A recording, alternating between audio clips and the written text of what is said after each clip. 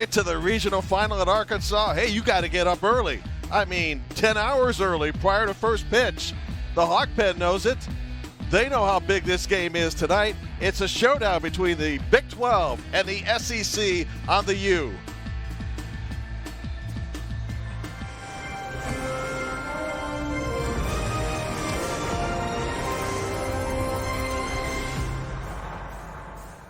Welcome to the NCAA Baseball Championship presented by Capital One. And then there were only two teams remaining for the regional final. It's simply this: Arkansas wins tonight, on to the Super Regional. But if TCU wins, we're coming back for a Game 7 tomorrow. Greetings, Jim Barber and Scott Pose, who starred for Arkansas in two College World Series teams. Earlier today, TCU won an elimination game in 3.5 hours in blistering heat. You've been there, done that. Will that matter tonight? Not tonight. TCU has one thing on their mind, and that's to spoil about 11,000 Arkansas fans' night and force a game tomorrow. But it's going to be a tall task. This Arkansas team has hit the long ball. They've got opportunistic hits, and they've pitched well. It's going to be a tough order. This is a tournament of numbers, and if it's baseball, we love numbers, and you have to love the Arkansas numbers. Look at Trevor Ezell hitting 700, Scott. Well, he's really set the tone from the top of the order, and then Heston Kjerstad does what he does and hits the ball out of the park and all over the park. But this Arkansas team is playing very well right now. Jake Gunther is the reason why. Gunther is spraying the baseball all over the field. He has been a very tough out. Well, he had a big game today against Central Connecticut, hit a home run that really propelled this TCU team to this point. They want to continue their season, force a game tomorrow, but they've had a strong lineup 1 through 9. Gunther figures in to be a big part of that. Last night, 10,900 people on hand to watch TCU in Arkansas. Tonight, perhaps even more. Electric atmosphere, regional final coming up.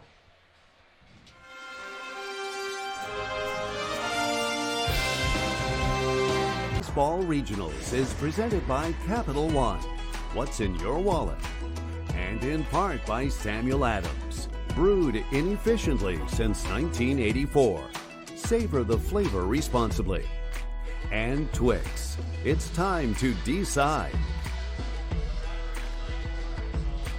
Trevor Ezell is the leadoff hitter for the Razorbacks. He has been on base this year 121 times by way of hits and walks. And his numbers so far have been very difficult to take care of because you can't get him out. Well, he's been finding ways to get on base for the Razorbacks from the left side and the right side. And he showed some pop from the right side, hitting a big home run. But he has really ignited this offense for this Razorback team. And he starts things from the top of the order. And when they go, they score a lot of runs. Scott, TCU has put up the very solid numbers. You mentioned that earlier, but they're a little misleading against Arkansas. This team was shut down last night. Well, that's Isaiah Campbell. That'll shut any team down, but they have swung the bats well, have TCU in this regional. They did so again today against Central Connecticut. They earned the right to be here. They're a formidable lineup, and when they catch the ball, they're as good as anybody in the country. And this lineup will face the left-handed freshman Patrick Wicklander out of San Jose, California, originally a commit to Dallas Baptist, now with the Razorbacks of Arkansas. Well, Wicklander assumed that Sunday starting role for the Razorbacks. He's got a good changeup, but it'll work 90 to 93 with a fastball. He cuts it. He's got a change with some arm side fade. But what Dave Van Horn really likes about him is he's got advanced feel for a freshman, meaning he's got great mound presence. And he's going to need it tonight in this regional championship. Josh Watson may have found his stroke after struggling mightily in this regional. Hunter Wolfsman on fire. Jake Gunther we've just highlighted. Austin Henry in the cleanup spot is a tough out. Johnny Reiser has home run power. Zach Humphreys known for his defense. Andrew Kiefer still looking for a hit in the regional. Connor Shepard and Adam Oviedo. And we are underway.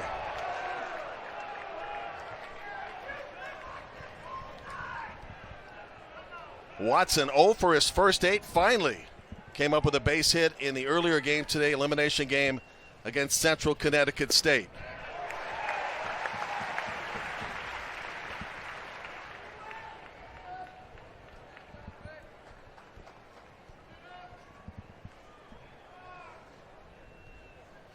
And because of that, was able to finish with 3 hits and 13 at-bats. A ball and 2 strikes. You know, Wicklander commanding the inside part of the plate early tonight. But he works to get ahead in the count. Pitches in 1-1 counts are going to be so important because that's the swing counts. And pitchers, when they can get ahead, now they can see if the hitters will expand the zone. The only time Arkansas has ever been eliminated in regional play after starting 2-0 was back in 2005 in Austin against Texas.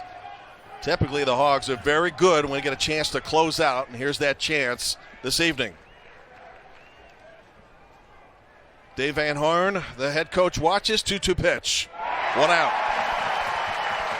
You know, Wicklander breaks out that breaking ball for the first time, and it not only changes speeds, but it really disrupts the timing of Josh Watson. He's looking fastball, trying to adjust to that breaker. He can. It's a good put-away pitch for Patrick Wicklander.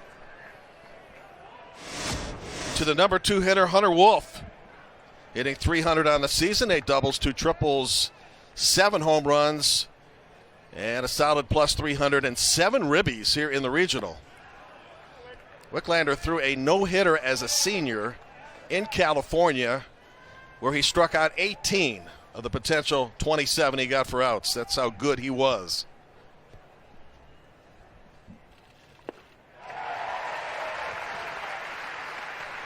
Good life on that fastball from Wicklander. He's got good carry through the zone. That's that high spin rate that pitchers can develop. Makes it tough for hitters as that ball has some explosion as it reaches the hitting zone. Recently against Ole Miss in the SEC tournament, he hit a couple of batters, had 4 innings of no-run work, and somebody said he was effectively wild. There's a backhanded compliment in there somewhere, I think. Well, a lot of times what it means as a hitter, if a pitcher is effectively wild, is you can't dig in because you don't know where the ball is going. Yeah. And that can sometimes be a good thing. Because if you have to worry about your safety first before you have to concentrate on the ball, you can be easily distracted. Good point. Catcher is Casey Opitz. He said, look, I'll keep him under control even with this loud house tonight favoring our team. 2-2. One thing to watch behind the plate tonight is Casey Opitz because he handles this staff so well, but he's an excellent framer, particularly on that ball that's down. That's the toughest pitch to frame, but he can get a lot of calls for this pitching staff just based on how well he receives the ball. Now the 3-2. Brings us to the number 3 hitter and a most dangerous one in that, and Jake Gunther batting .352 for the year. And Gunther in this tournament has been heck on wheels. Very difficult to get out. Let's set the Razorbacks defense. Franklin and Fletcher can go get it. Kerstad, equally as good defender. Nesbitt, Martin, who has struggled but has a number of assists in this tournament. Kenley and Ezel are the infield and the battery aforementioned. Lefty versus lefty. How careful does he have to be with Gunther considering how hot of a stick Jake's got? Well, he'll be very careful. You start with the corners, and then you start to work accordingly depending on what the count is. But that lefty-on-lefty matchup can be tough for the sheer fact that that ball breaks away from the barrel. Gunther out of the Midwest, Oshkosh, Wisconsin, age 21.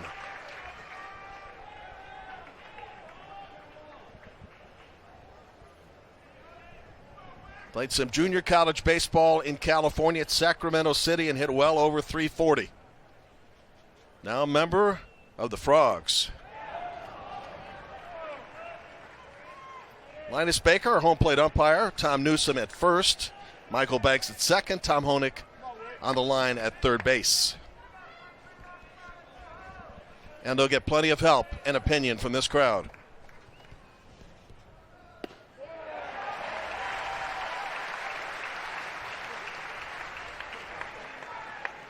Nice off-speed pitch from Wicklander to come back to even the count. That's an example of that lefty-on-lefty matchup. That ball starts on the outside corner, just gets a piece of the plate. Gunther number 2 in hits on this team with 70. Most hits belong to the leadoff batter, Josh Watson, who struck out. Austin Henry, cleanup hitter, who has a home run in this series, would bat next.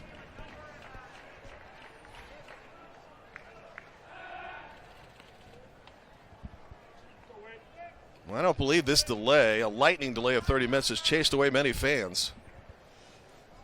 In fact, a few were trying to sneak into the bleachers, but when the lightning delay came about, the usher said, "Get out," and they did. Now everybody's back for a 8:30 start Central Time. 2-2 to second base to get the force for one, and there are 2 outs. Well, Gunther continues to see the ball very well. This ball was scorched, and a nice play by Jack Kenley at second base. And here's the fundamentally sound part of this is he stops the ball and ensures the lead runner is put out. If you get a double play, it's a bonus, but Kenley makes sure that the lead runner is retired. Runner stays out of scoring position. And Scott, another Midwesterner to the plate. That's Austin Henry. Born in Ann Arbor, Michigan, age 21, majoring in sociology. And this kid is a very difficult out. He can work a count to 3-2, and you could be there all day before something's decided with him. He worked a couple of counts to 10 or 11 at bat, or 10 or 11 pitches before finally things were settled. And in one instance, he hit a home run. We worked a number of tough at-bats last night against Isaiah Campbell, and he did so again today and had a home run to help put away Central Connecticut to get to this point for the Horned Frogs. If Arkansas wins tonight, it will host the Super Regional best of 3 starting next Friday against the winner of the Oxford Regional. But if TCU wins tonight, it'll force a deciding game tomorrow night, the 7th game of this tournament, and it'll be a winner-take-all.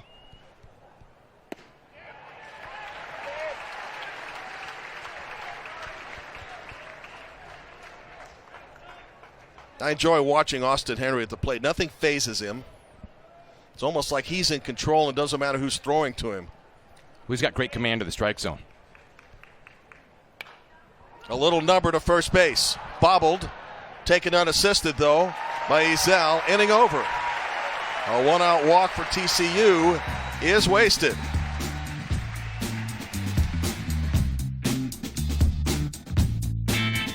Ole Miss leading its game 1-0 regional final over Jacksonville State.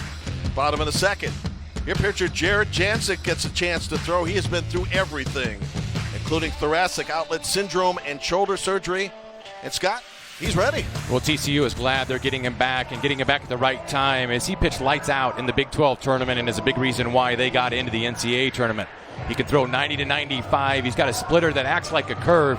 He'll vary the speeds on that breaking ball. He throws strikes but comes from a tough 3/4 angle. And he has to deal with Trevor Ezel right off the bat, who's bumped his average to 325. Casey Martin has struggled big time. Maybe tonight is a breakout night. Matt Goodhart third, Dominic Fletcher in the 4th spot, then Kerstad, Kenley, Opitz, Nesbitt, and a strong-hitting Christian Franklin in the 9 position. Strike one. At one point, Jared Jancic was told by the coaches, "I don't think you're going to be able to play here. We have too many pitchers. You might want to consider playing somewhere else." And his head coach, Jim Schlossnagel, later said, "Look, I didn't use it as motivation. He just wanted to know where he stood, and I tried to be direct." And he was. But he did get motivated by it.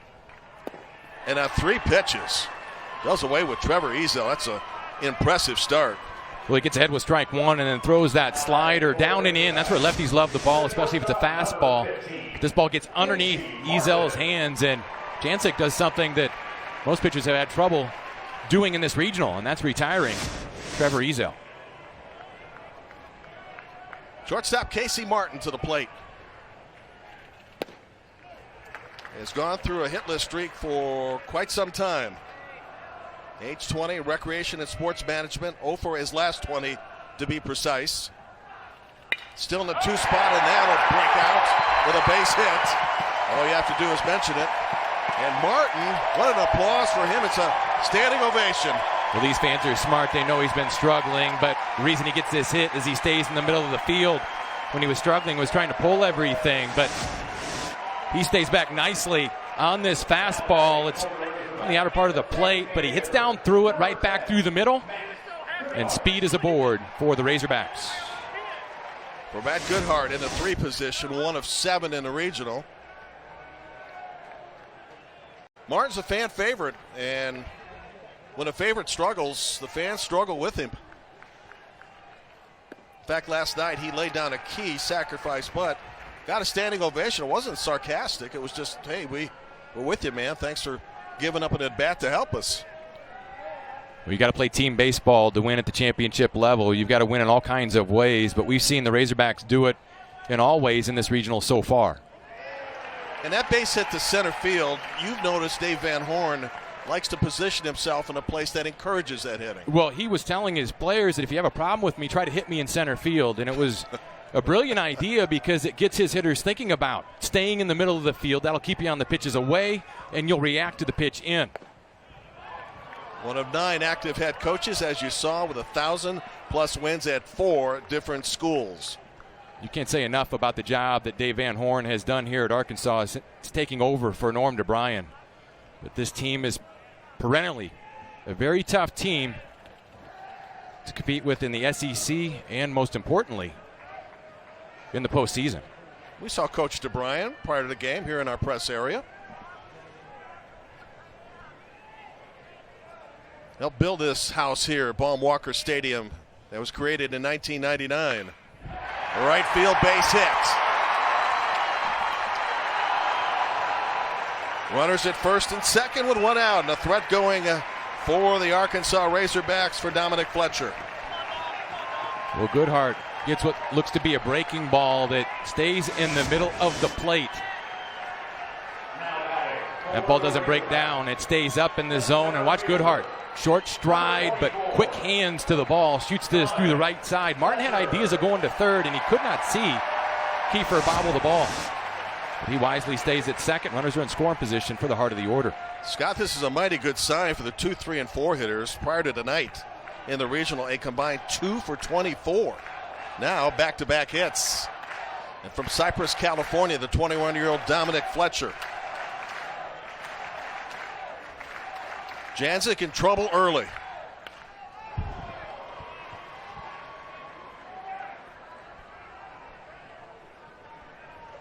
Well, TCU's thinking double play ball here.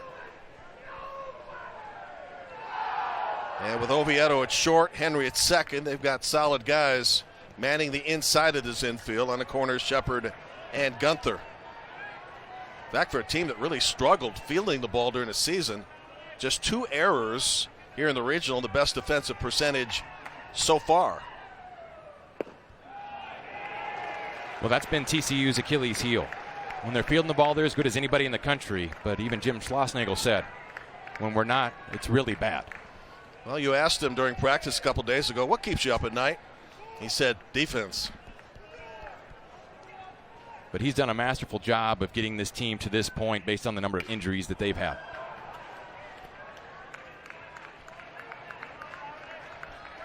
Defensively, Watson, Reiser, and Kiefer. Watson and Reiser collided in a game earlier today, and Reiser made a sensational catch. Shepard, Oviedo, Henry, and Gunther, and Janczyk and Humphreys pitch and catch. And the count, a ball and 2 strikes and a scoreless first.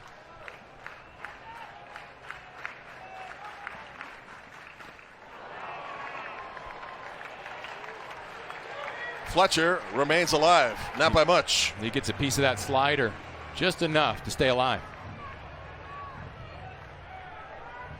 Starting time tonight, 9:24 in the East. Due to weather, no lightning eventually came in the area, just a lot of dark clouds. That was it. Should be good the rest of the night.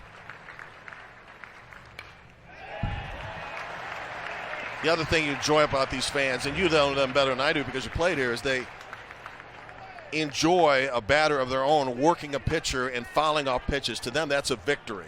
Well, at the risk of sounding biased, these fans know baseball, and they understand when a hitter with 2 strikes fouls off a tough pitch to keep it in that bat alive, but more importantly, drive a pitch count up on a pitcher so that there's the chance you get into the bullpen. Runners stay again. The 1-2 headed to the gap. Off the wall, it's going to score 1. It's going to score 2. Dominic Fletcher has the Hogs on the board. What a great at-bat by Dominic Fletcher. He fouled off some tough pitches to get one that he could handle, and he shows his strength. This ball was away, and instead of pulling it, he goes with a pitch and uses his hands. He catches that one out front, but look at the front side stay in and just reaches out and drives this one into the left center gap. That ball bounds around on the wall, but not before Casey Martin and Matt Goodhart score. The Razorbacks jump out to a 2-run lead. So, Scott, the 2, 3, and 4 hitters who had a combined 2 hits coming into tonight's game in the regional have 3 consecutive hits in this game. Can you explain that? Well, they're just starting to get going. I mean, you see some pitching that you can handle. Hitting's contagious, and one guy gets a hit, then the next guy does. And let me tell you, it's a lot more fun hitting with runners on base than not. And hitting is contagious. Insert any other baseball cliche here, but once one guy gets going, it can lead to the whole lineup just catching fire. You know all about hitting. You hit 350 and won the College World Series, so we won't question it. Here's Heston Kjerstad with a runner at second base. Takes a curveball for a strike, and the count is even 1-1. And when Arkansas scores first, it's lethal, 33-8. When it scores first in the first inning, it's 19-3. Pretty intimidating numbers.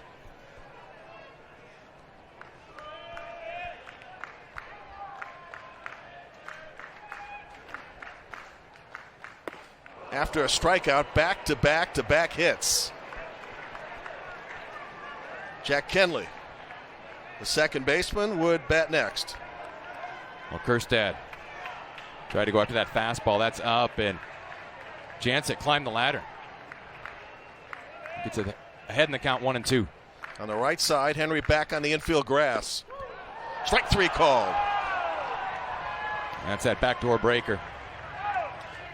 After speeding him up with a fastball, Kjerstad falls victim to this off-speed breaking pitch that's a quality one with some great downward action and bite.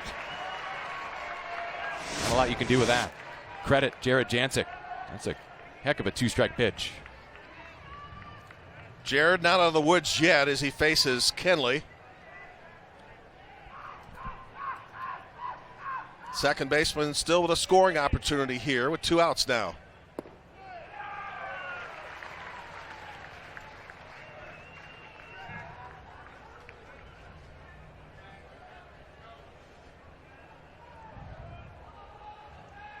To no one's surprise, Arkansas has not trailed in this tournament yet.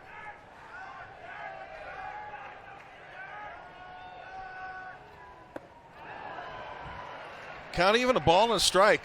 Although early you can see what Jancic's going to try to do to the left-handed bats of the Razorbacks is he's going to start that slider down and in and see if he can get underneath the hands, crowd the hitters so they cannot get extended. Kenley, a business major out of Germantown, Tennessee.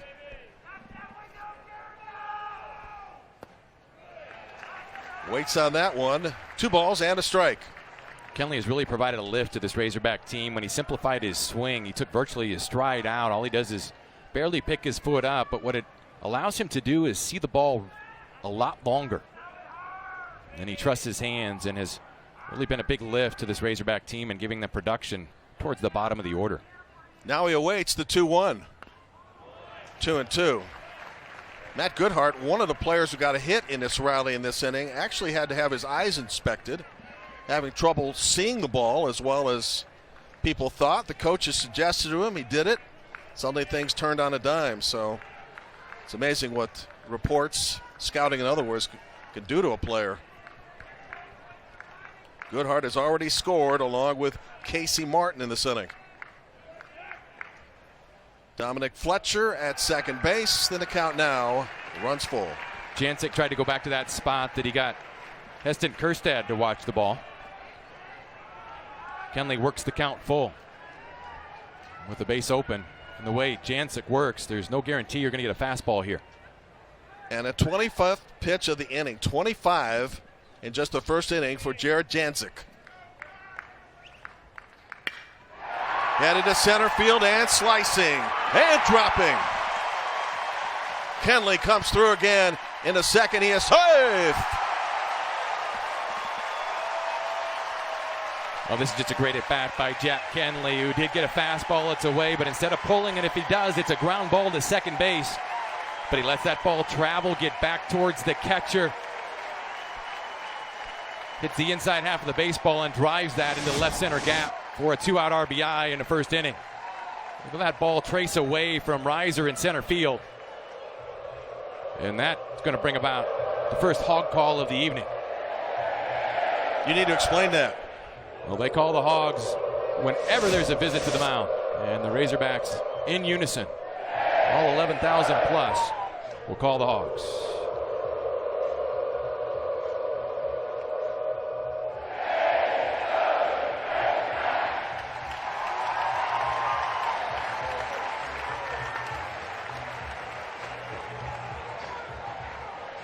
We've been watching Jansen closely here in the first.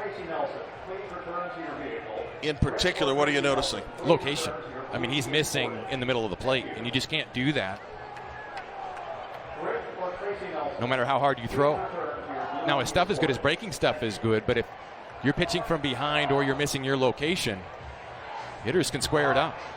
And this Arkansas team has shown their discipline early and really driven his pitch count up, which is not ideal for TCU, who had to play already today. Now, Jim Schlossnagle has been brilliant as far as managing his pitching staff.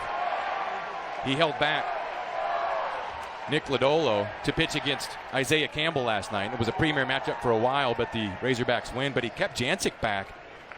A little bit risky as you're playing for your life today against Central Connecticut, but the gamble worked out.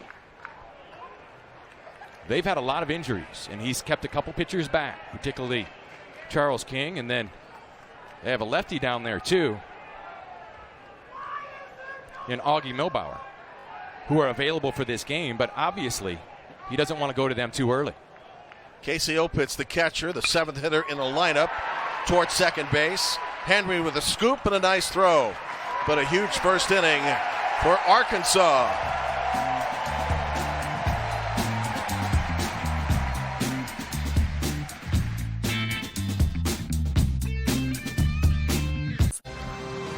Welcome back to the NCAA Baseball Championship, presented by Capital One. Jim Barber, Scott Pose, huge first inning for hitters who have been struggling for Arkansas. The SEC has done quite well so far, 19-7, a number on the verge of reaching the Super Regionals. ACC, second best percentage conference at 16-7. Then the Big 12, the Valley, Big 10, American, and the Pac-12 really has struggled. UCLA losing early, Oregon State eliminated early, Cal eliminated here. This is a conference that still yet has a postseason tournament. Well, Johnny Reiser hits one, looks to be off the shin. Glander comes in with a fastball right in on his hands, and that's off the knee. And the ball always finds the part that's not padded. Notice he's got the guard on the ankle. Yes. It's not going to go there. It's like a magnet, isn't it? So the area you don't want it to hit. And we know how tough Reiser is. We saw a nasty collision in left center field between he and Josh Watson, and he held onto the ball. He's a tough kid. That collision led to two players going down, and fortunately neither was hurt. No balls, two strikes to Johnny Reiser. Zach Humphreys, Andrew Kiefer, 5, 6, and 7 in the TCU lineup, set to hit in the second. Ole Miss leaving Jacksonville State now 3-0 in the regional final in Oxford. And the winner there comes here if this game goes to Arkansas. That's a good 0-2 pitch. You notice Casey Opitz setting that target way outside, seeing if he can get Reiser to offer it that pitch. Reiser has 74 hits for the year, but he is punched out there.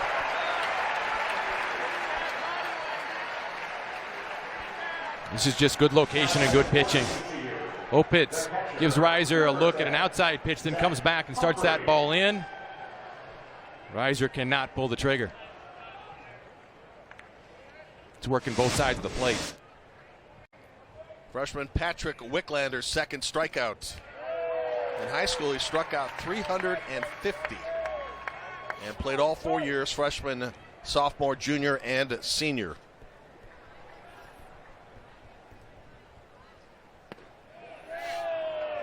Well, there's two examples on those last pitches of what a good job Casey Opitz does in framing that pitch down. Normally when catchers frame the ball, they're taught just turn the glove a quarter turn, and that's great on every pitch other than the one down, and you have to make a slight move to bring it up. There you saw it. Opitz does a good job of that. It's not an easy skill. Zach Humphreys, the batter, had a big thrill. Played in Dodger Stadium within the last couple of years and wound up getting 3 hits there as part of a Dodger Classic.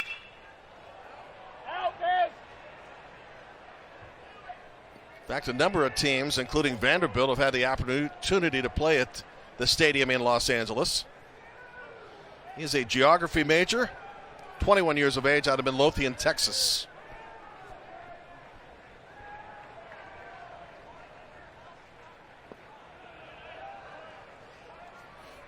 We've seen Zach Humphreys make some outstanding defensive plays in this tournament. One in particular, a popped-up bunt last night that he ran all the way to the backstop, slid before he went into the wall to make the catch. It's as good a play as you'll see a catcher make. Toward Casey Martin, and it gets past him. And Humphreys aboard here in the second. This ball really picks up some overspin on Casey Martin. Once the ball hits the grass and then hits that dirt that last time, it develops some overspin and takes off. And if you don't get it on the short hop, the ball can eat you up. Watch this ball take off. Rides right up his glove. He's not able to make the play. The runner's aboard for TCU. Rule of base hit. So Humphreys aboard with the man out here in the second for Andrew Kiefer. Kiefer trying to find his way here in the regional, 0 for 7.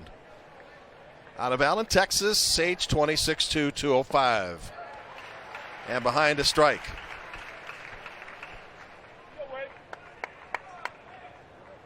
Earlier today, TCU said goodbye to Central Connecticut State. But what a tournament the Blue Devils had. In fact, they were in attendance last night for TCU and Arkansas 1. This is the sequel tonight. And the Arkansas fans really took to this Cinderella team so much that they posed with them for pictures, invited them off to the hog pen in left field, even suggested, hey, we'll root for you during the day, but if you make it to the night, all bets are off. We couldn't be more happy for Charlie Hickey, the coach of the Blue Devils, getting their first NCAA win, dispatching Cal. But he really appreciated the experience that his players got here. They were at TCU a couple of years ago, and they had a good experience there. But he really appreciates the Southern hospitality that they saw in this regional and tried to maximize the experience for his kids. It was fun to talk to him and see how well they did.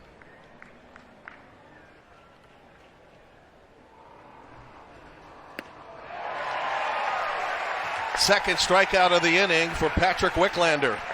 Wicklander climbs the ladder. The high fastball, again, that carry through the zone.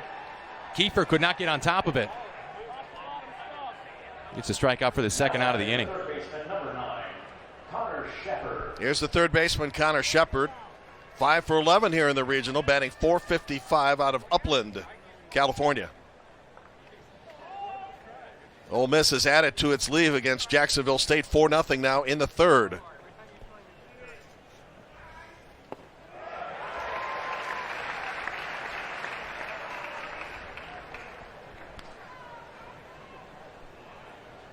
Adam Oviedo, the shortstop, slated to bat ninth and next if we get that far.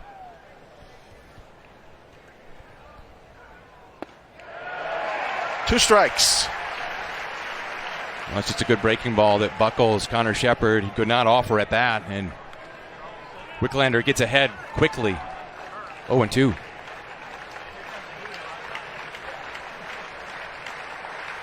Shakes off one, shakes off another. And now the 0-2 two-out pitch.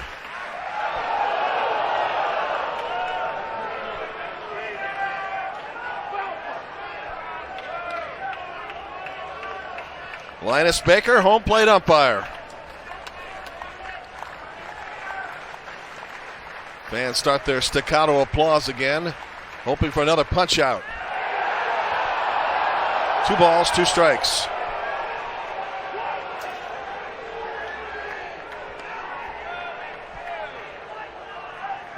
Any home plate umpire has a tough job in this ballpark. Where Arkansas's 30-6. And the count now runs full. Good at bat for Connor Shepard. Well, it's an important pitch there as Shepard works the count full. That's going to start. Zach Humphrey in motion on the delivery. Shepard with a deep breath. Same for the pitcher Wicklander. Lefty versus lefty here in the second. And we'll do it again. Biggest crowd for this ballpark, USC. Last year, 13,000 and change. Last night, 10,900. Tonight, maybe better. One of the top venues to watch college baseball in the country, and an avid fan base, no doubt. Again, the 3-2. Patrick Wicklander strikes out the side.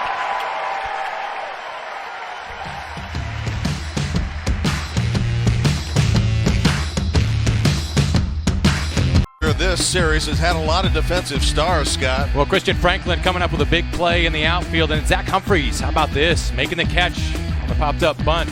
Chris Canios for Central Connecticut running into the wall, and this is the collision we were talking about. Johnny Reiser running into Josh Watson. He holds on to the ball for the third out of the inning. That was a big play.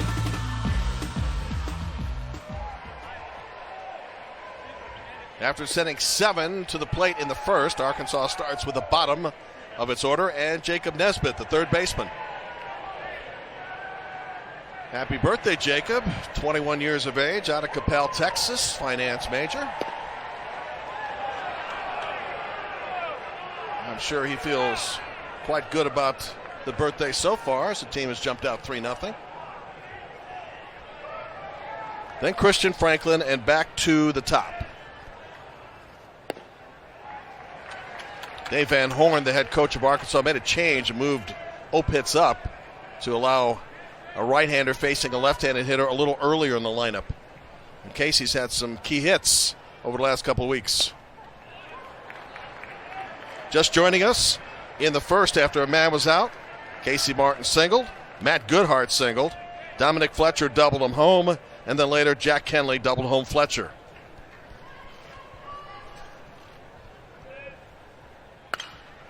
Off the change, popped up on the infield. 4 or 5 infielders converging. And it's hauled in at the last minute by Connor Shepard, and that was not easy.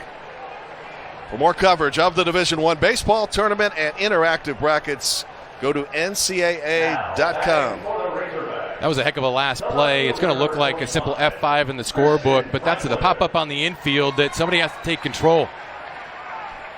And you've got Shepard traversing the infield and had to deal with a mound, and yet still made the catch. It's a fine play. Which leads us to the number 9 hitter, Christian Franklin.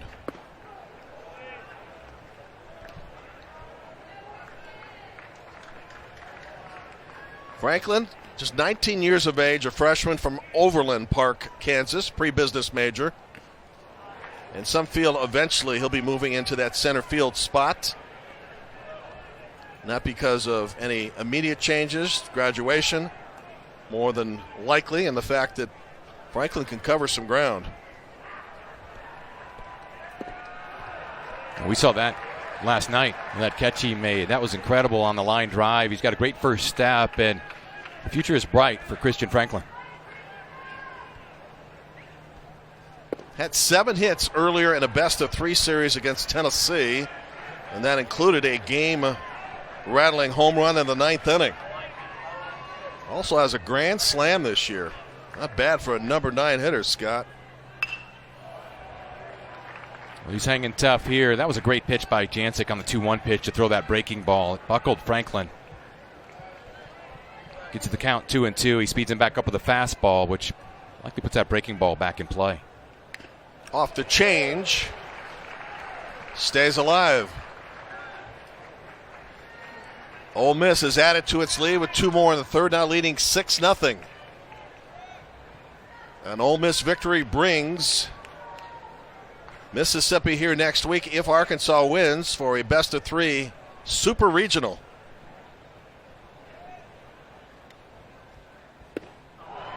And off the fastball, Franklin bites and strikes out.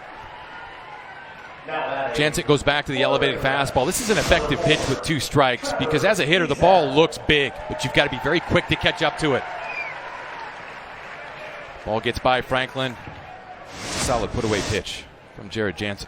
And back to the top of the order, Trevor Ezell, who struck out to lead off the Arkansas first. Now 7 for 11 in this regional at 6:36. Well, Jansick tried to go back to that slider that he got Ezell on a couple of swings, and that's the one underneath the hands.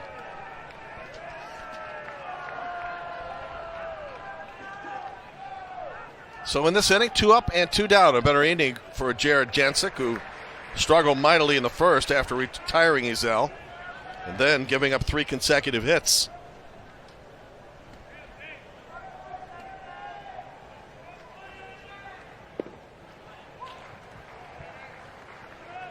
Jared said when he was told that there likely wasn't a spot for him at TCU, he talked with his mom and dad about it, called up the coaches, talked to the pitching coach, and said, you know what? I still feel I could make this team, and I'm still interested. And it's turned out to be more than a solid decision. Well, it says 2 things. It talks a lot about the resolve of Jansick. But more importantly, it talks about Jim Schlossnagle. One of the best things a coach can do for a player is be brutally honest with them.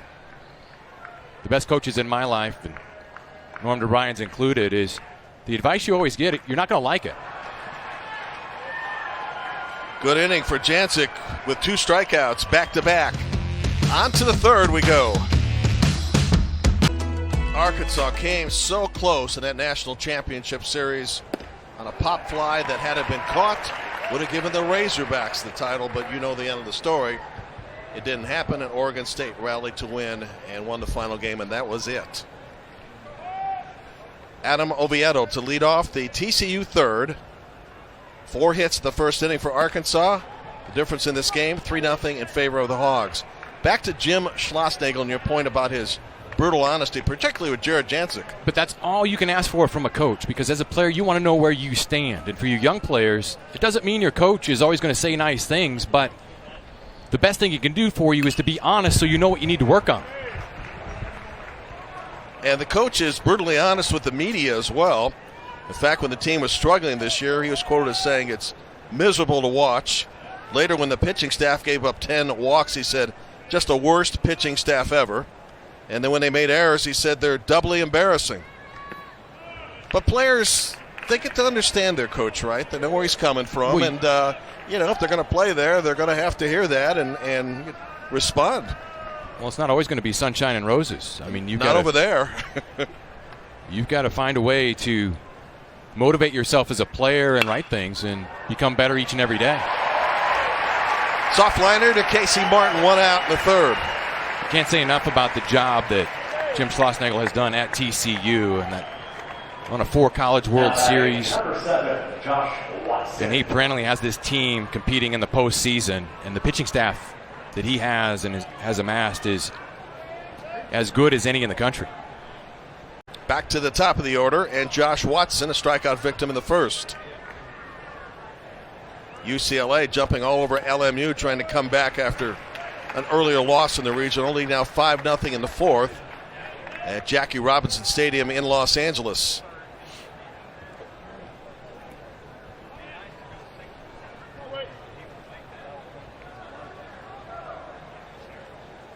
Jim recently, the head coach of TCU, took a little time off to see his daughter Katie graduate, which was pretty exciting.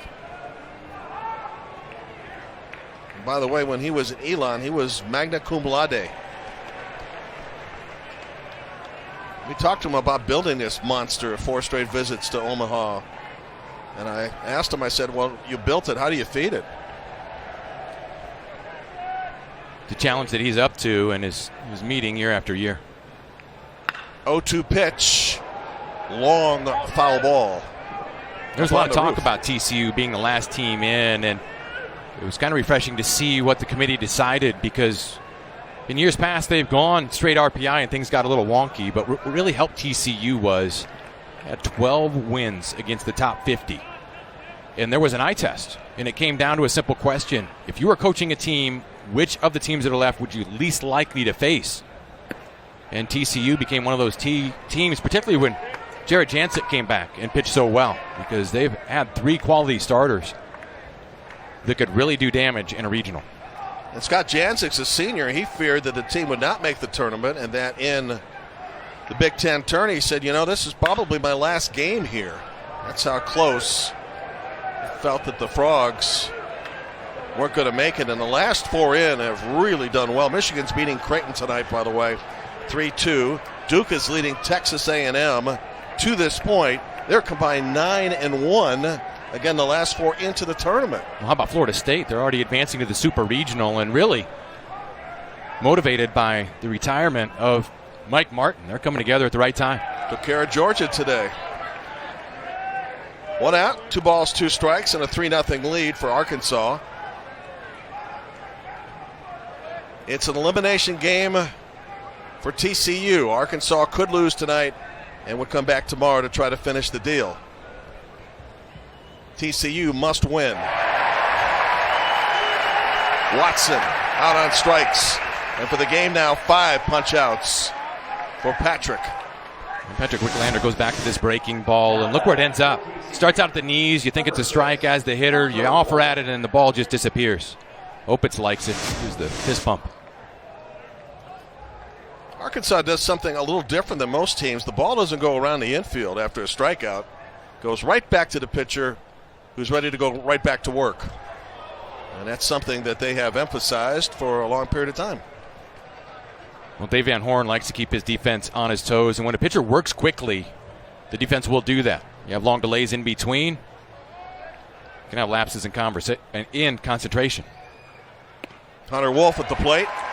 Drew a walk the last time up, but is down 2 strikes. Right now, Patrick Wicklander is dealing.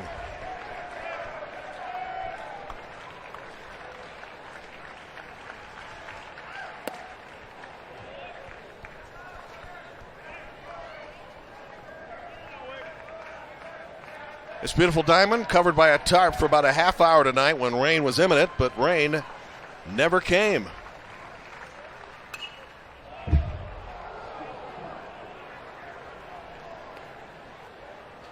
And with the potential of a lightning delay, which is of more significance than rain, the entire stadium was cleared for a period of time before the all clear was given.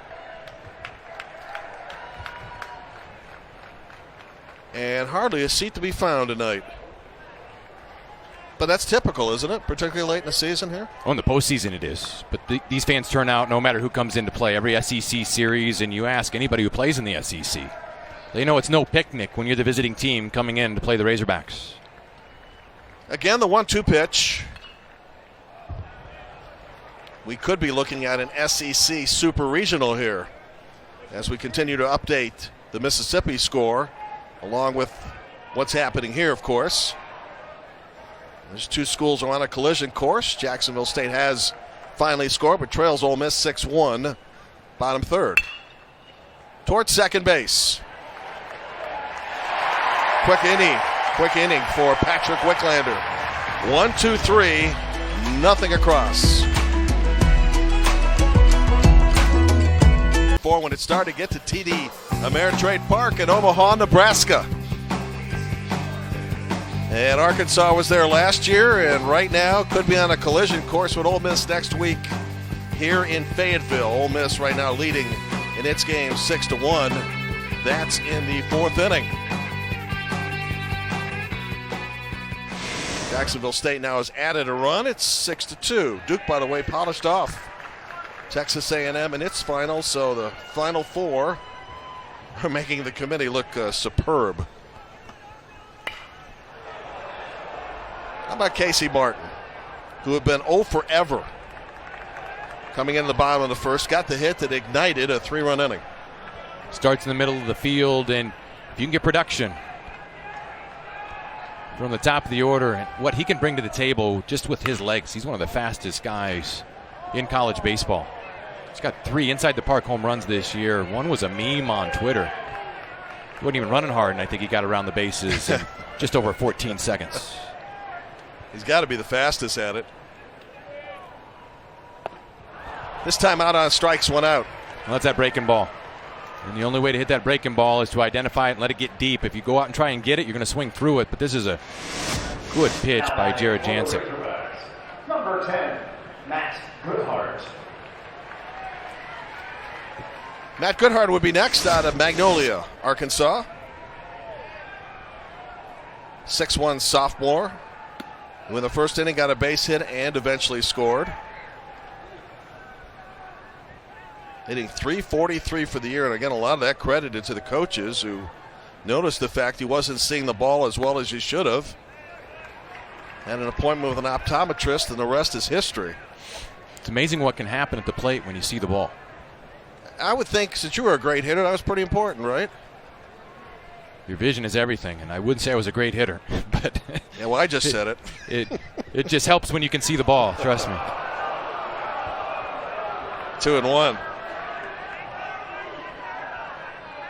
Arkansas leading TCU 3-0 on the strength of consecutive hits in the first and a 2-out double. This one is popped up into foul territory.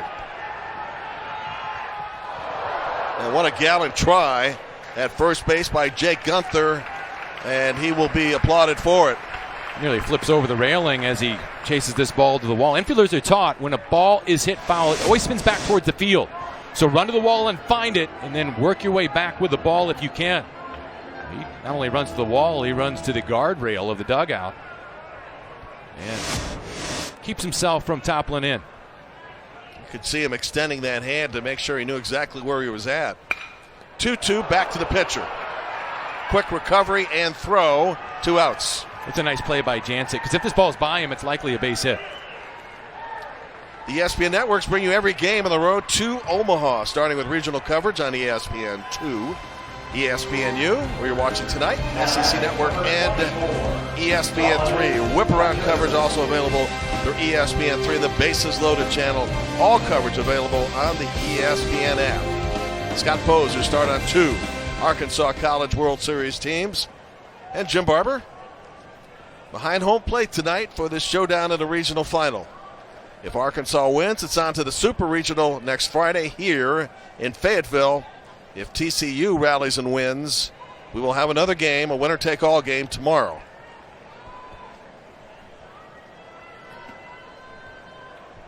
Dominic Fletcher, big hit in the first. 2-run double. After one had been out and 2 men aboard, that got Arkansas ignited. And we told you about the numbers when the Hogs score first in a game. Almost money every time. Well, you get the sense that Jared Jancic's starting to settle down, though. He was missing location early, but now he's getting back to that effective pattern, especially of getting underneath the left-hander's hands. After the first inning, when the Razorbacks have scored 3, he settled down. He's got 3 strikeouts in 5 at-bats, and he's starting to get back to the second time through this order. He has retired the last 6.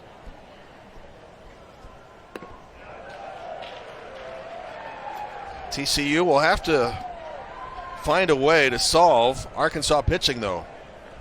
Just 1 run in the first 12 innings at bat, the 2 games played from last night and tonight.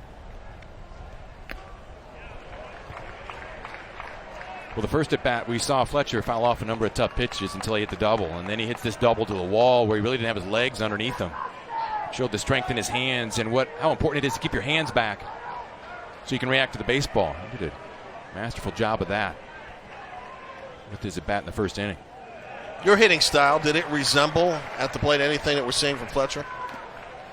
No, I wouldn't say so, other than we were left-handed, but I was just a guy that hit the ball on the ground and could barely get it out of the infield and hope to get on base. But what he does is he really generates some load and has some strength in his legs, and he doesn't necessarily need that because he's so strong with his wrists and hands.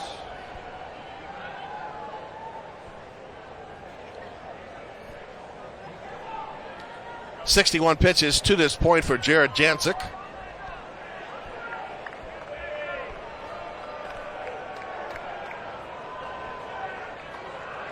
Count remains 2 balls, 2 strikes with 2 outs and nobody on here in the third. Austin Henry with the leap Couldn't get it. In the right field for a hit. What Fletcher has done is he's seen so many pitches from Jancic that he's seen all of them. And now he's able to adjust. And he does a good job with 2 strikes of just staying back and getting to this pitch. Sometimes when you hit a ball right on the nose, the ball starts to knuckle. And it looks like that ball may have been knuckling on Henry because he thought he was going to get it. He was looking in his glove for the ball. And it gets through him. That's how hard that ball was hit. A nice at bat. Another one by Dominic Fletcher. Austin's a pretty sure-handed receiver at that position. So it is a surprise that he didn't get it. Inning stays alive for Heston Kjerstad. He's 4 for 8 in the regional. A couple of runs batted in, a double and a homer.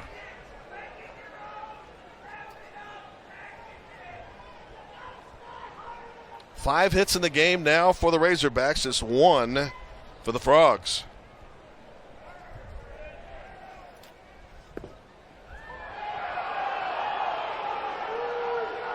But you're right, it's a different Jancic from the one that struggled in the first inning. Well, he's commanded, and he threw a pitch. But I think Kjerstad wished he would have swung it on that first pitch. It was down and in, and we've seen what Kjerstad could do with that ball. He takes it, but now comes back again with that quality breaking ball. Does Jancic to climb ahead in the count. Strike 3 called.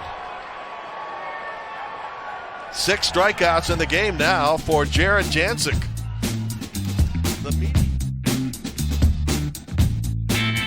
Arkansas 3, TCU nothing. Top 4.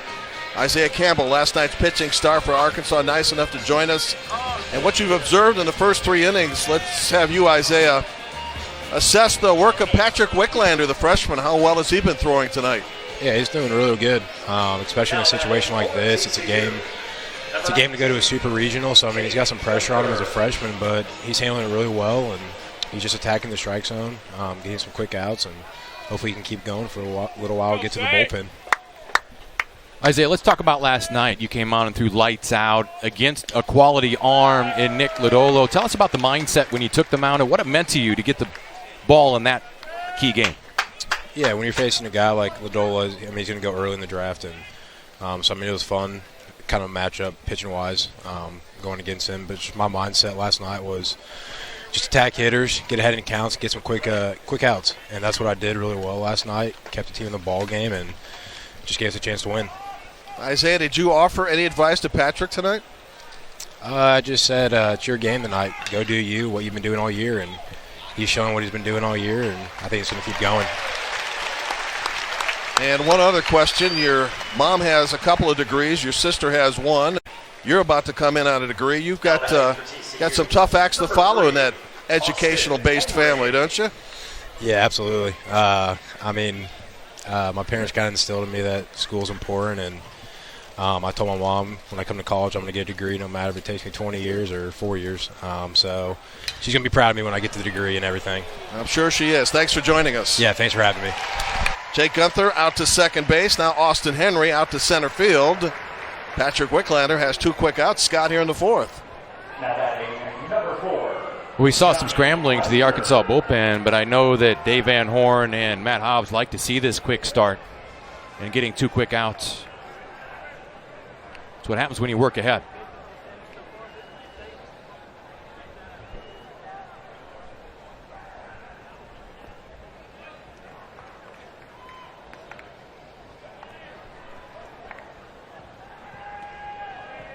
Here's Johnny Reiser, strikeout victim in the 4th inning.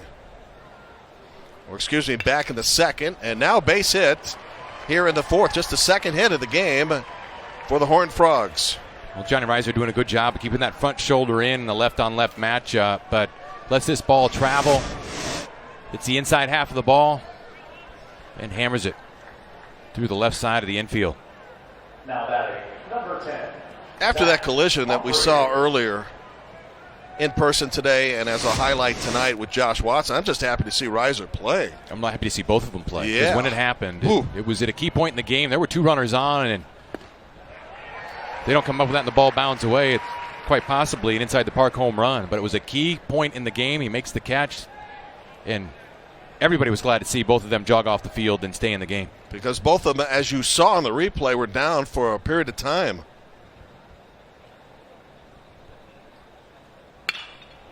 Base hit down the left field line.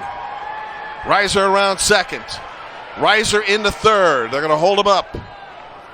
It's a 2-out double for Zach Humphreys, and now the Frogs have it going.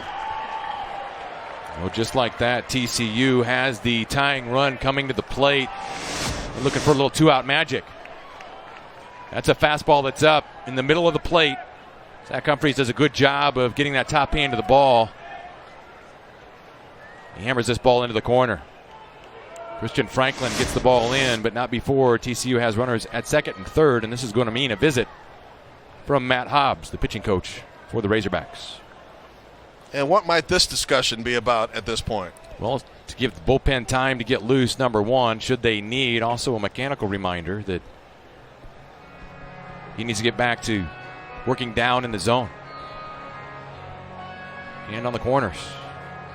Matt Hobbs knows this pitching staff extremely well, as you would expect a pitching coach would, but in that doing that, he knows each individual key, and every pitcher has a key. Some have a tendency to fly open, some have a tendency to rush. And so he's just imparting the keys that keeps Wicklander online and down in the zone to help him get back there. We asked Dave Van Horn, the head coach of Arkansas, his dependence or his interest in analytics, which has taken over much of baseball all around. He said, you have to jump on board with it or you're going to get behind everybody else. And he said, I've taken to it. There are a lot of teams that have, and the analytics that you're talking about is tracking everything from spin rate to exit velocities to pitchers' tendencies. But there's a lot of information out there, and it's the job of the coaching staff to try to decide how you're going to impart that to your players and how much to give them. Andrew Kiefer down 2 strikes with 2 outs. But whatever was said in that visit really got Wicklander's attention, because notice what happened on those 2 pitches. He's down in the zone and he snaps off a curveball, and now he's up 0-2. This crowd will support another strikeout from Patrick, the freshman.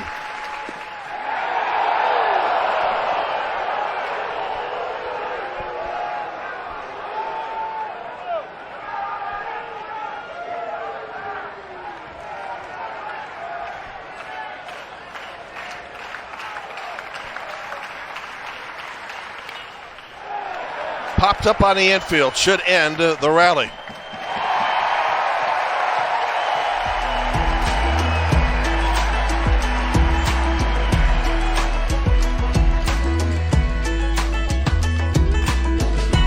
Welcome back to the NCAA Baseball Championship presented by Capital One.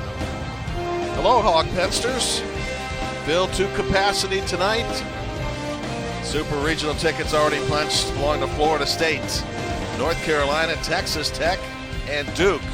Duke and Florida State, 2 of the last 4 in to the field of 64.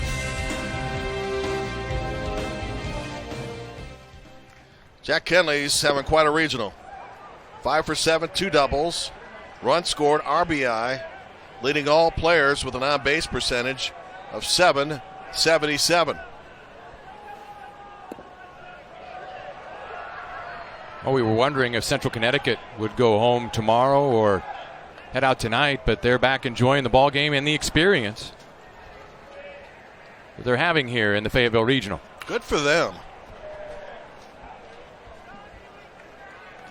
What did Charlie Hickey tell us, the head coach? He said, there's been so much joy in this trip, it's like a 5-day vacation.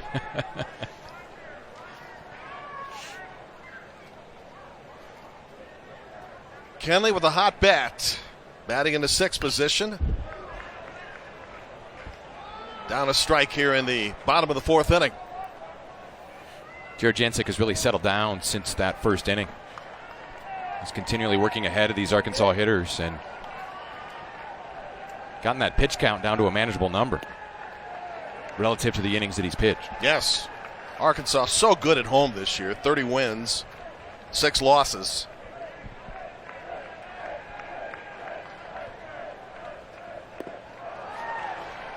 And out on strikes. And Jancic now with 7 strikeouts. We'll have Alex Bergman and the rest of the AL West leading Astros Monday night when they play the first game of their 4-game series against the Mariners at T-Mobile Park. Bergman and Houston are just having an awesome year this year, battling Minnesota right now for the best record in all of baseball. 10 Eastern, 7 Pacific on ESPN, the ESPN app, so you can watch anywhere. Houston took care of the Cubs recently in a best-of-3 series. They haven't lost many series at all this year.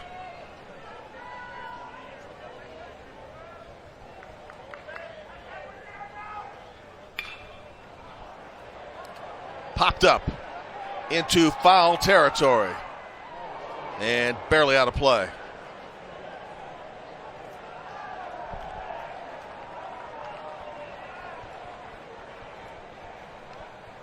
And as it should be, a souvenir for a young fan.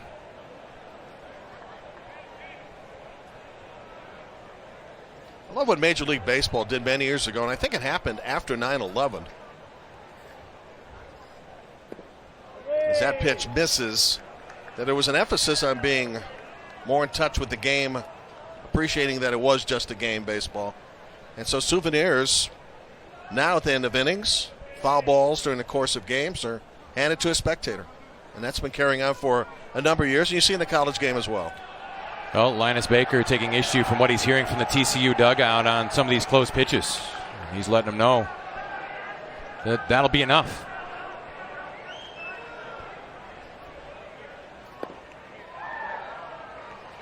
Which usually means if you've been warned, the next time around, somebody's going to get tossed. Well, they're going to try to stay away from that because it's a pretty severe rule if a player gets tossed. That's a 4-game suspension. Comebacker. Janczyk, one hand, 2 outs. Casey Opitz retired. I believe that happened in the Louisville game today, did it not? It did. A pitcher was ejected and now faces a 4-game suspension, which could potentially end young man's season. Think it's a little harsh, 4 games? I do. I think it needs to go to a review board. I understand the importance of conduct. But from what I saw, based on the evidence, that is harsh in this instance. Over the last 9 2/3 innings, Jared Janczyk now with 19 strikeouts, including this game, Oklahoma State as well. A rough first inning, though, has him behind 3-0.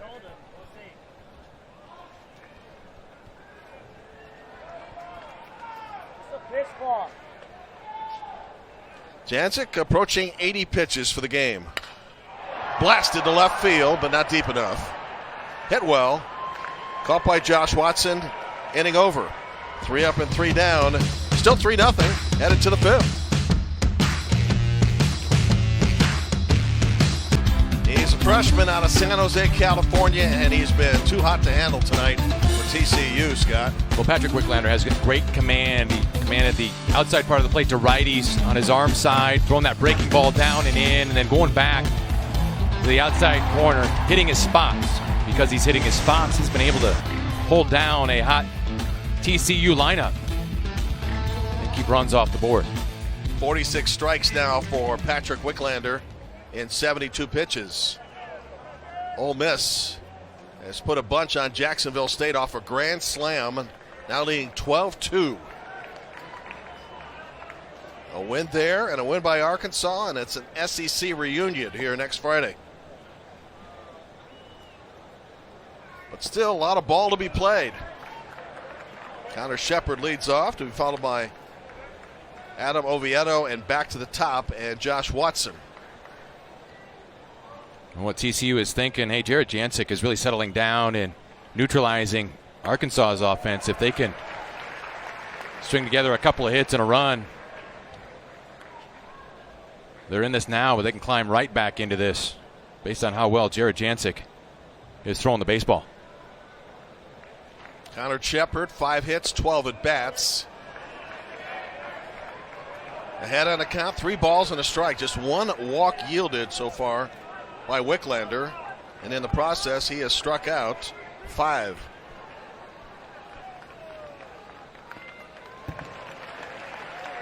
By and large, Arkansas pitchers in this tournament have walked very few people. Now, walks are devastating in a regional because they can come back to bite you, particularly leadoff walks, free passes, giving a team extra chances. And as good as teams are in the regionals, they more often than not take advantage. Isaiah Campbell looking on. Here's the 3-2 towards center field. Couple of steps in for Dominic Fletcher. 1 out. For more coverage of the Division I baseball tournament and interactive brackets, we invite you to go to NCAA.com. Jim Barber, Scott Pose, approaching the halfway point of this game. Arkansas leading 3-0, out hitting TCU 5-3. And in terms of fielding, it's been a clean game so far on both sides.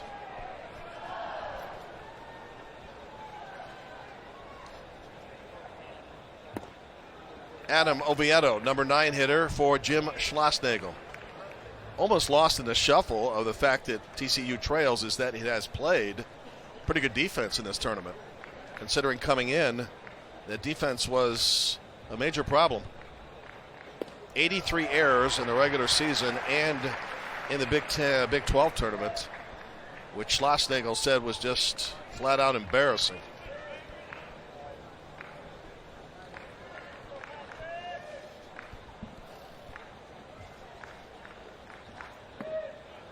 Frogs had a threat going in the fourth after 2 outs. We're in the fourth when Johnny Reiser singled and Zach Humphreys doubled. Runners at second and third, but Andrew Kiefer popped out to end the inning.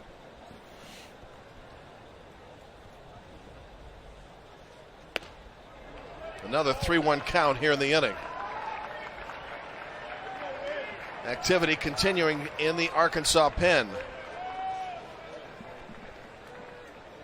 Cody Scroggins, 57, the right-hander, warming up.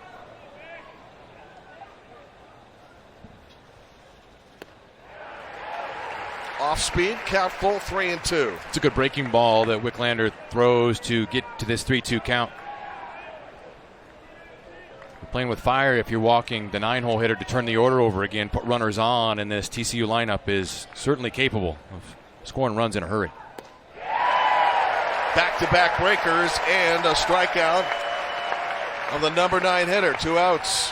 Well, 2 good breaking balls from Wicklander. He takes just enough off. On 3-2, this is tough on a hitter because you're protecting against the fastball.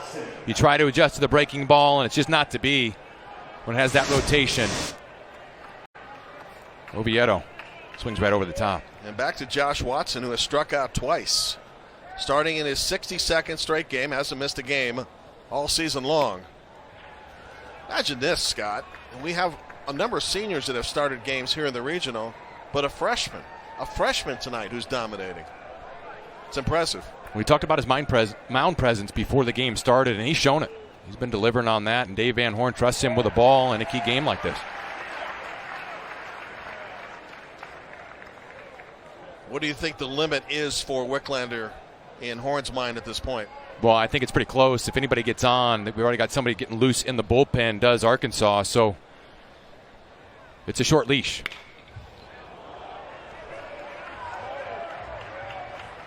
Count a ball and 2 strikes.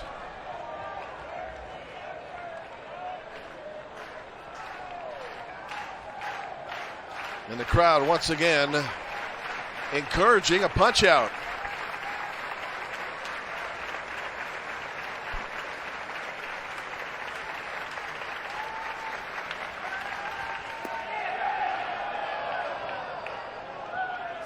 He originally committed to Dallas Baptist. Decided then on the University of Arkansas and its great baseball history. Now's a chance to get them into the Super Regional. 2-2 pitch.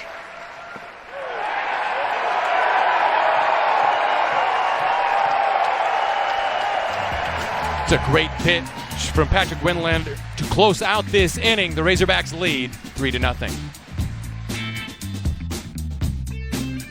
Jared Jancic got rocked in the first inning, but after that, Scott, he has locked in. Well, he's really settled in. Good pitchers, sometimes the only chance you get to them is in the first inning. The Razorbacks did, but since then, Jancic has been dominant. He's had a great breaking ball working. He's locating his fastball. He's really baffled the Razorbacks and settled in. And in that stretch, since giving up a 2-out double that made it 3-0, he's retired 10 of the last 11. But the question needing to be asked is it too late? Will TCU get some offense going? Well, there's a lot of game left, but you do have a rested Arkansas bullpen. Patrick Wicklander is throwing the ball well. And Wicklander could be done through this previous 5th inning, which means that would turn it over to the pen. Probably beginning with Cody Scroggins, if in fact that's the case. Last night, everybody thought Isaiah Campbell was done through 7, and he continued to throw and was masterful. In fact, I think the fans here were surprised. We got quite the ovation when he came out for the 8th. Yes, it was like, hey, bonus coverage here. This is wonderful. Hit toward center field. Johnny Reiser, perfect spot, 1 out. Jancic has settled in, but one thing he has done very well is pitch the next hitter, Trevor Ezel, very tough. Coming into this game, Ezel was hitting 700 on the region. Yep. In the regional. And he has punched out twice. Ezel almost impossible to retire prior to tonight.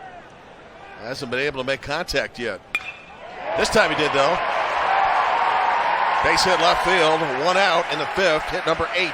Can't keep a good hitter down. No, Ezel sir. gets a fastball in, and he keeps his hands inside and shoots this to left. Number 15.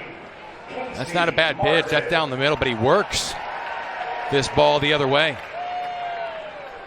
It's a compact swing and a good at bat by Ezel. Casey Martin, after an 0 for 24 stretch and 0 for 8 in the regional, started that 3-run rally in the 1st.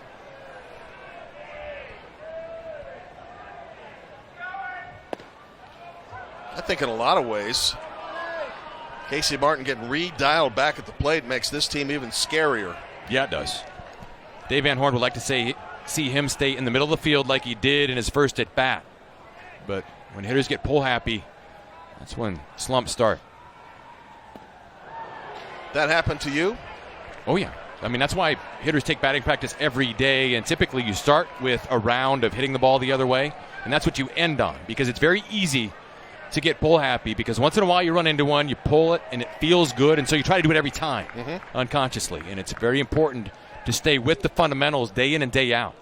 There's a reason major leaguers take batting practice every day, and that's precisely it, because your swing can get off kilter by just a hitch without you realizing it. Once that happens, things can come unraveled. The number one thing hollowed out of a major league dugout, if you think about this, it's kind of mind-boggling, is stay back. You're facing pitchers that are throwing 100 miles an hour in some cases, and they're telling you, stay back. Let your body stay back so you can use your hands. Because the natural inclination is to go get that pitch, just like Casey Martin did. He swings over the top, and Jancic throws another good breaking ball and gets the strikeout. I would think, and you were part of major league clubs, that you can observe a lot from guys who have been there and done that. Well, it's so hard to trust your eyes and your hands when you see a guy throwing 95 miles an hour and you can hear the ball. Not only see it, but you can hear it because the seam's cutting through the air. Matt Goodhart with 2 outs, man at first base. As legend has it, Pete Rose, the great hitter for most of his career with Cincinnati, never had many slumps, but one of his teammates did, and it was something like 0 for 25 or 0 for 30, and he called Pete. He said, look, I need some advice. And Rose allegedly said, what are you calling me for? I've never had that problem.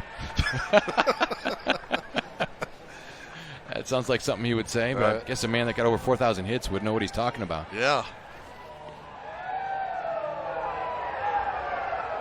A 3-run first, the difference in this game, the only run scored in this game for that matter.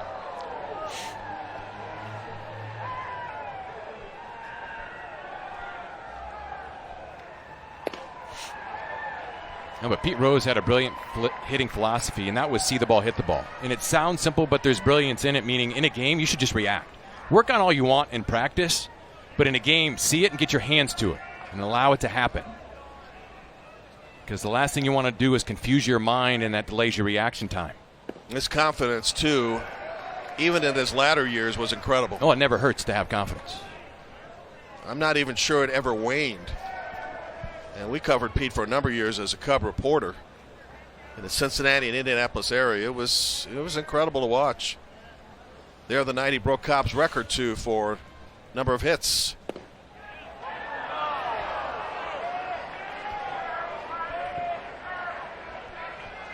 As the story goes, when he reached the 41.92, his first base coach said, "Look, I'm going to congratulate you when it happens so I can beat Steve Garvey to the touch," who was with the Padres at the time. I don't want Garvey shaking your hand first.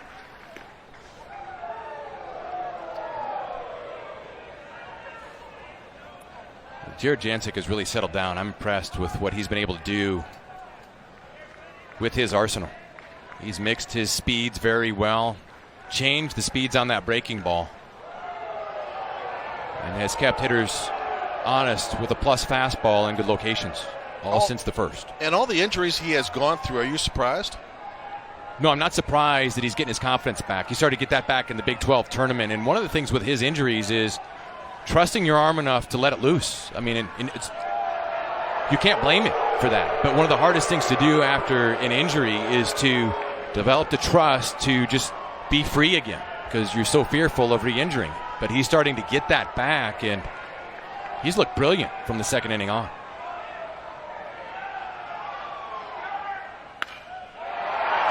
Deep to right field. Gone.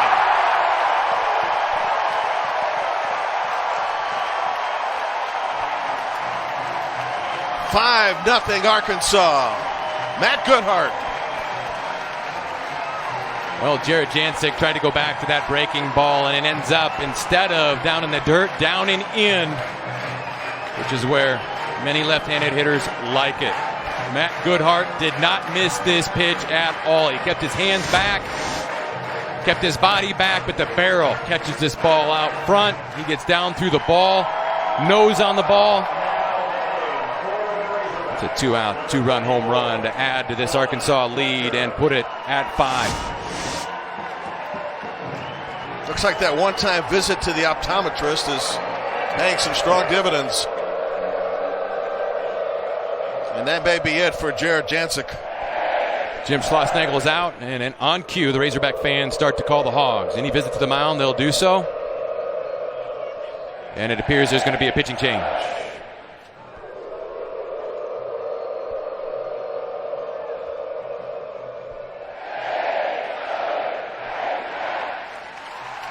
I almost feel like I shouldn't interrupt these fans.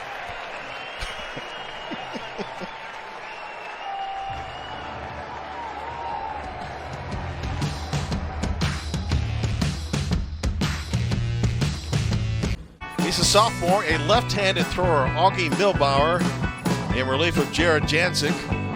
Here in inning number 5 now with the Frogs down 5-0, Scott.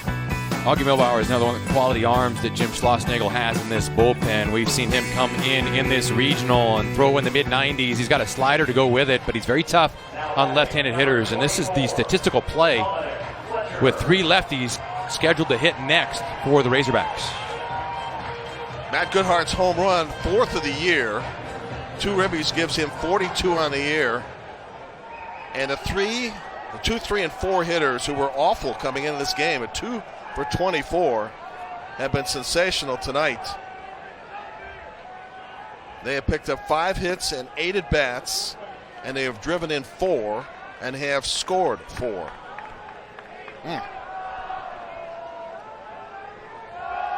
Clutch hitting at a time where it's needed the most, the regional final.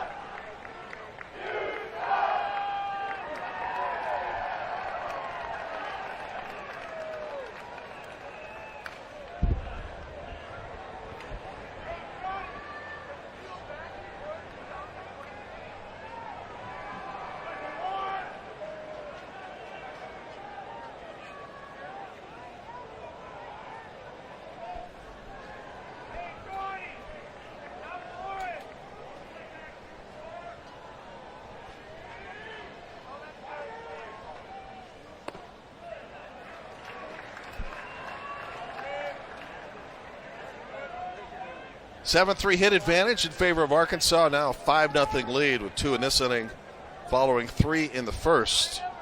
Dominic Fletcher had the huge hit in that first. A 1-out, 2-run double.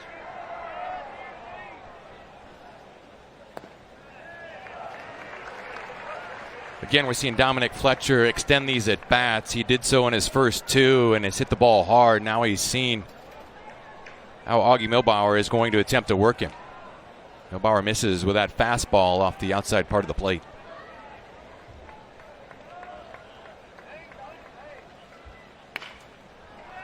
Slow roller to Henry at second base. End of the inning.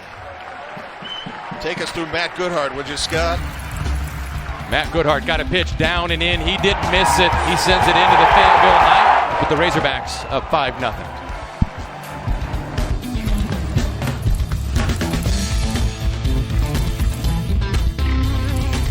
Welcome back to the NCAA Baseball Championship. It's presented by Capital One. Patrick Wicklander's night is done. Turns it over to the bullpen. Right-handed thrower Cody Scroggins. Bentonville, Arkansas, just about 15 minutes away from this ballpark. Cody Scroggins has a fastball that's 90 to 94. He's got a slider that's 85 to 87. He'll mix in a change, too. He's a plus athlete. He's a former two-way player, but he was a veteran who was key in last year's run to Omaha for the Razorbacks.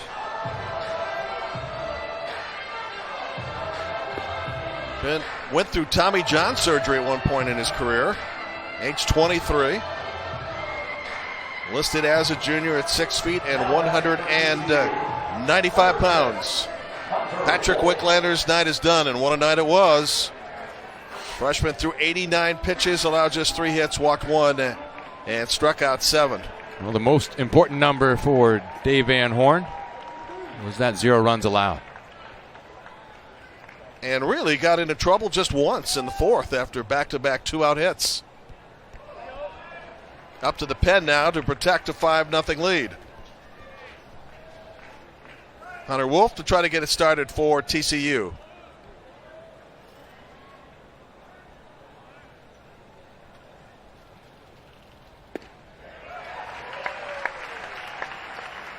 You know, it's not settled yet, but it's certainly starting to look like an SEC matchup next week in the Super Regional here.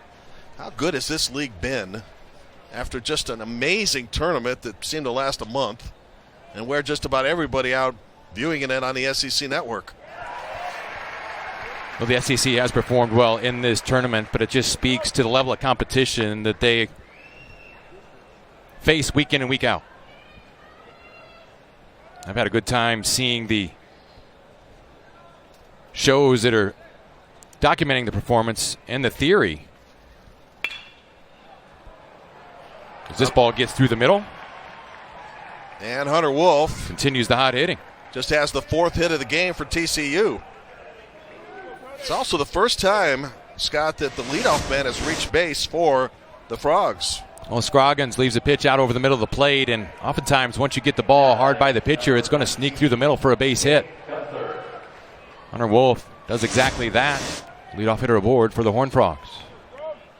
Jared Gunther, who has home run power and a chance to get TCU back in business here at the plate. So the home run swing there, strike 1.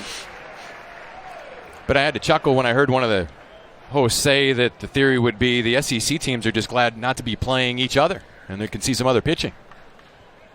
But the teams have performed well so far in this NCAA tournament. Yeah, and the bats have been so much alive. I mean, the offensive production by a number of teams has been strong. SEC being every bit as good, I think, as people thought it might be in postseason play. That tournament in Hoover, which only lasted a week, felt like it lasted forever because there was a 17-inning game. There were a couple of walk-offs. There were some other extra inning games. There were rain delays. That was a fascinating viewing for the time that all the games were presented. Well, Scroggins reached back for a little bit extra against a hot hitter for TCU. Jake Gunner has been hitting the ball all over the ballpark. Gunther had a home run earlier today. So far tonight, a couple of groundouts. Now out on strikes, and so Arkansas pitching has solved him 3 consecutive times. The next challenge for Scroggins is going to be Austin Henry, who has extended some at-bats in this tournament and come up big for TCU. Austin Henry in his 62nd consecutive start hasn't missed a game either, like Josh Watson.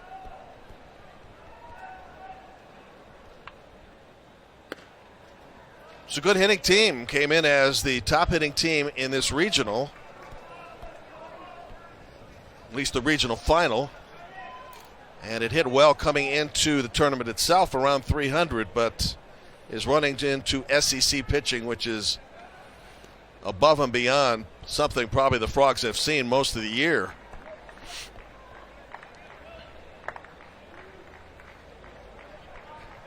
Well, this TCU team's resume was they had pitching, they had offense, but defense has been their Achilles heel, and they've been besieged by some injuries.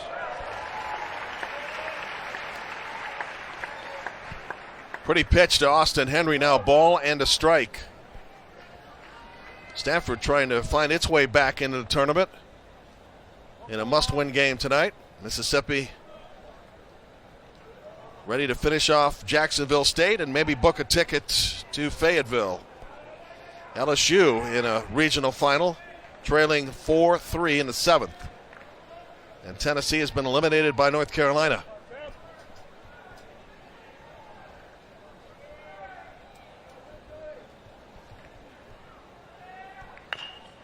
Slow roller could be trouble.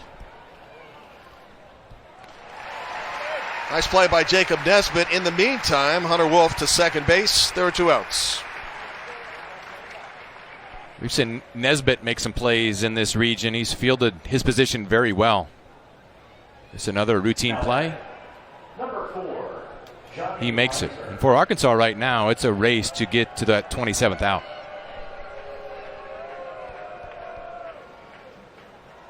So when you were with really good teams and you had gotten through more than half of the game, keeping track of how close you were getting to end of eliminating somebody? Well, you're just thinking about getting outs is what you're thinking about. Making the routine play and forcing the other team to work to get their runs, meaning no free passes.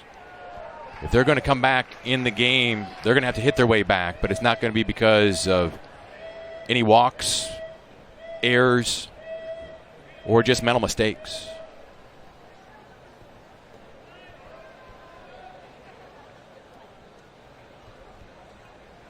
TCU, a run of Omaha 4 consecutive years, 2014, 15, 16, and 17. Denied in 18 and trouble here in 2019, trailing 5-0 in the 6th. Now what Jim Schlossnagle has done with a private school and primarily a public school league, meaning he's got some recruiting challenges that he has to overcome, but overcomes them admirably year in and year out.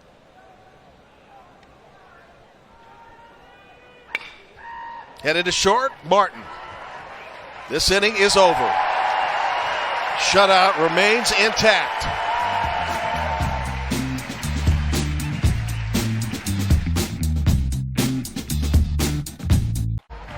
Time to get up and dance, huh? Super Regional awaits tonight. Ole Miss leading Jacksonville State 12-2 in the 6th. As you know, Arkansas up 5-0 in the 6th. They're on a collision course right now. A potential showdown Friday here in Fayetteville. Arkansas has faced Ole Miss 5 times this year. 4 of the 5 matchups decided by 2 runs or less, and Ole Miss has won 3 of the 5. In other words, if it happens, it's going to be pretty good. ESPN will have it for you.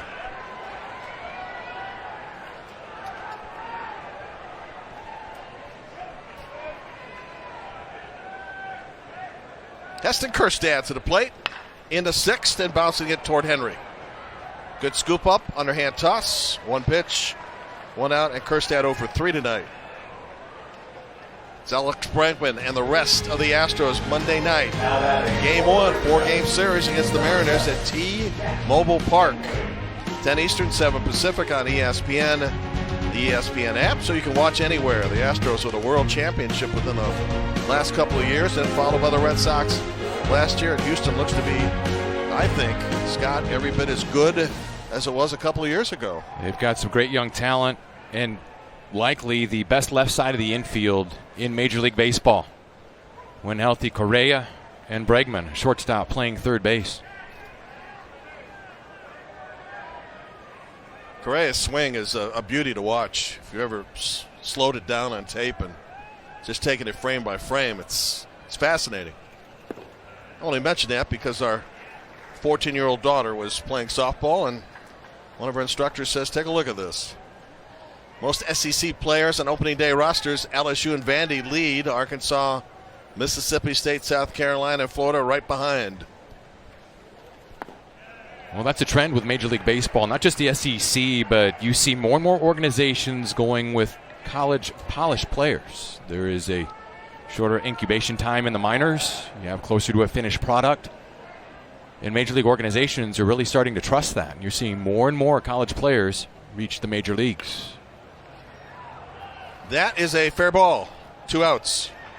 And continuing that thought, the general feeling is among college players that maybe they'll pass up a significant bonus, avoid going to the minors, spend another year in a college program like one in the SEC, get to be even better at your trade. The money likely will go up, and then on to the pros. You sound like a college coach trying to recruit somebody, but that's what they're going to say when you talk to them, and you start getting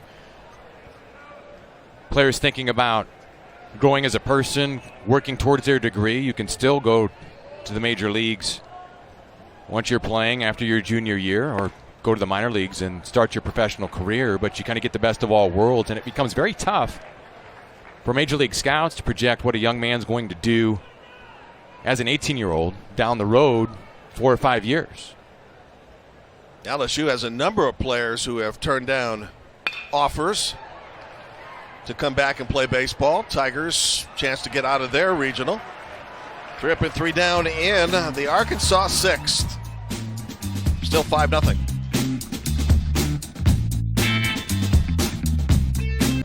Welcome back. If you're just joining us, here's how the scoring happened. Dominic Fletcher, 2-run double the opposite way. Another hit made it 3-0, and that hit right there, coming with a couple of outs. My guy who's had a hot stick in this game, Jack Kenley, expanded the lead, and then this one over the wall by Matt Goodhart, 4th of the year, 5-0 Arkansas. To this point, the pitching has been superb, allowing just 4 hits and 1 walk, and TCU's batters just a 4 for 22 in the game with 8 strikeouts. Cody Scroggins, inning number 2 as we approach the 7th. Patrick Wicklander, the freshman, started 5 innings of shutout ball. This is where you start to reap the benefits if you're Arkansas and remaining in the winner's side of the bracket. Keep in mind that TCU had to play a pretty long game today in the sun to get to this point, and you can run on adrenaline for so long being in these games, but right about now is where you start to feel it as a player, and you really have to dig deep to muster, and TCU is going to have to, as they are down 5 runs, and Humphreys falls behind in the count 1-2. Yes, and it's cooled down a bit tonight, but not considerably. Still humid. Temperatures reached the mid-80s with some humidity earlier today. Now Humphrey is fresh, and Jim Schlossnagle knows how important it is to have a fresh catcher behind the plate, as Alex Isola caught the game earlier. But Jim Schlossnagle has done a tremendous job of putting his team in the best chance to succeed. Now, it hasn't all worked out, but he has been moving all the right pieces to give them statistically the best odds. And Humphreys inserted into the starting lineup tonight is 2 for 2. Infield hit and a base hit, actually a double to left field.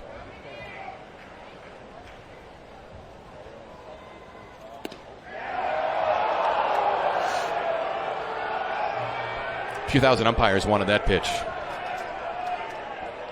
Slider off the plate, and I have to give Linus Baker credit. He's had a consistent zone tonight, and that's all you can ask for from an umpire. Headed toward third, diving stop. Nesbitt, the throw, got him. Nesbitt again making the plays. This one, a fine one at that. Ball's hit hard on the ground by Humphrey.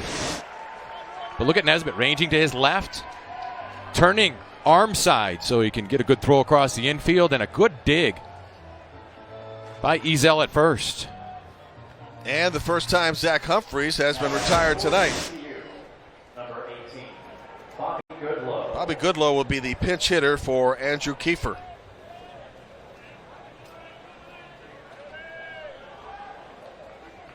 Age 19, out of Godley, Texas. The freshman is 5'11" and 160.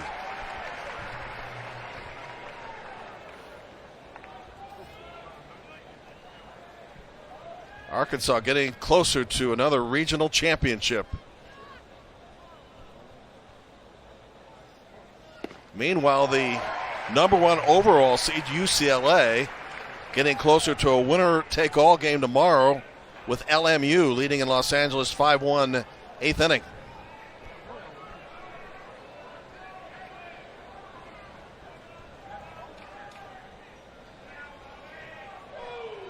You were telling me you thought that the Bruins have 3 quality starters that right now can make Major League rosters. Well, they've got 3 Major League prospects. I don't know if they can make Major League rosters right now, but they have the potential, and it's the big reason why UCLA has been atop of the standings for virtually half the year.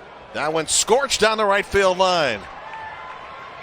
Goodlow around first, heading into second. Nice pinch hit double for Bobby Goodlow with 1 out in the 7th. Took it with 2 strikes. He fell down on the count 0-2 right away. He gets a 1-2 pitch that's inside, but look at him pull his hands inside the ball. That's quick hands turning on that ball. Might be off the plate, but he hammers it down to the right field corner. Now batting for TCU, number 9. For a double. Connor Shepard. Just the 5th hit of the game for the Frogs, who in just 1 inning, the 4th, put 2 men aboard. Other than that, it's been a single man or retired in order as they were in the 3rd and the 5th. Ole Miss now leading Jacksonville State in the regional final in Oxford, 15-2 in the 6th inning.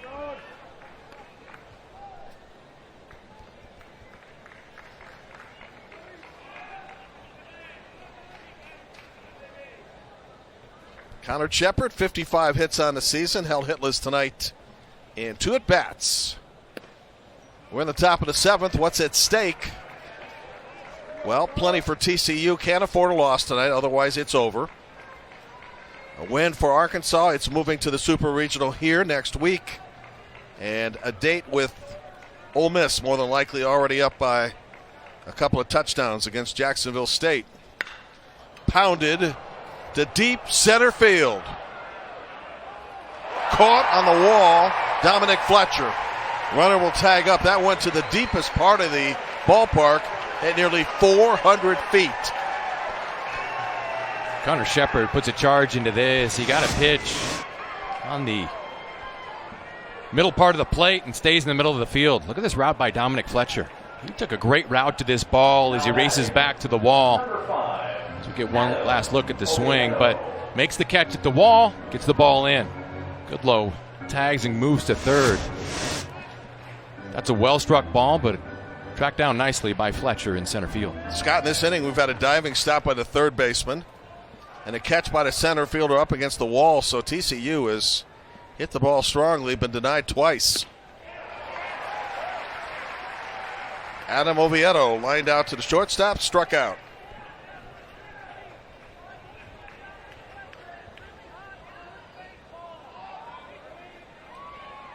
Trying to turn this lineup over back to the top and produce some runs. With a runner at 3rd, this is the closest they have come to scoring a run since the 4th. But Oviedo down 2 strikes.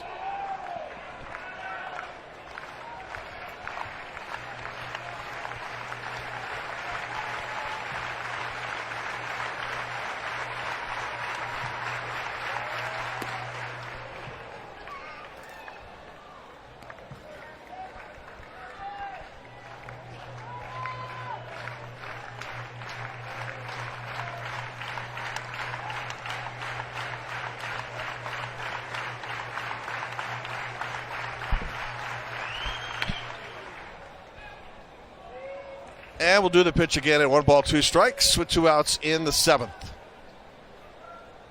This ballpark filled to capacity.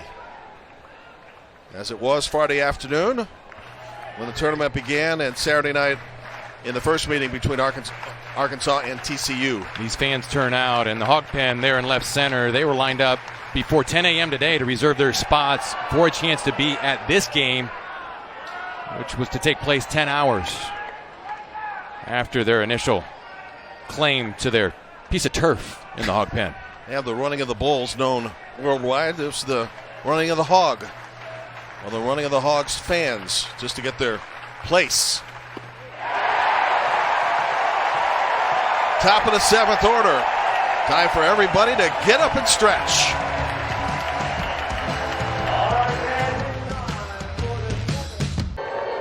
Jim Arverscott pose. That's the Hog Pen right there.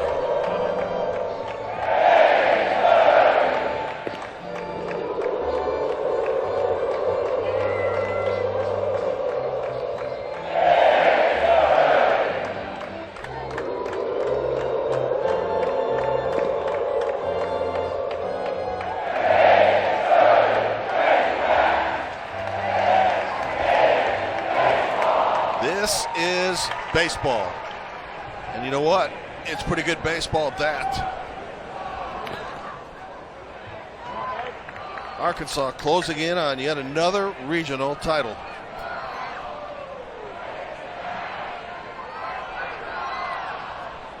Jacob Nesbitt leading off. Made that fine play at third base in the top of the inning.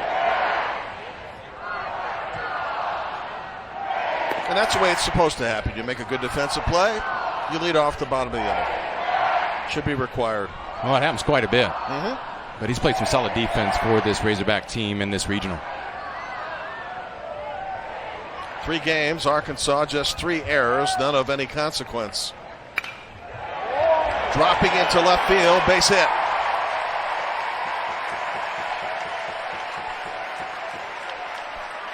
Well, Nesbitt gets a pitch on the inside part of the plate and does a good job of getting the barrel to it.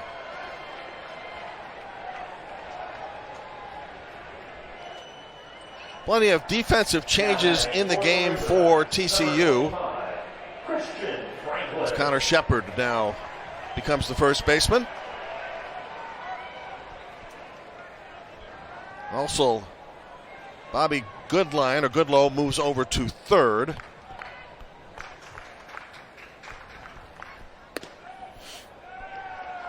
And Jake Gunther moves from first to right field. Michigan leading Creighton in the 7th, 4-2. Chance to close out that regional.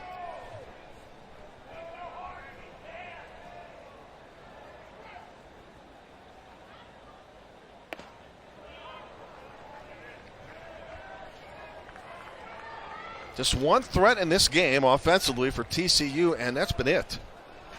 That's how good Arkansas pitching continues to be. Just don't get many chances. They do it with a mixture of pitches, and they get you behind in counts. And they play solid defense. Well, Augie Milbauer comes back with a good fastball on the outside part of the plate. Christian Franklin swings right through it.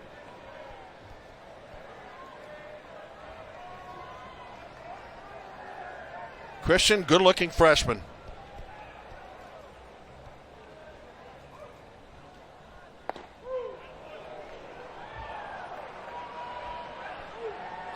Milbauer comes back Now batting for the Razorbacks. with a firm strike in the bottom of the zone. Trevor Ezel.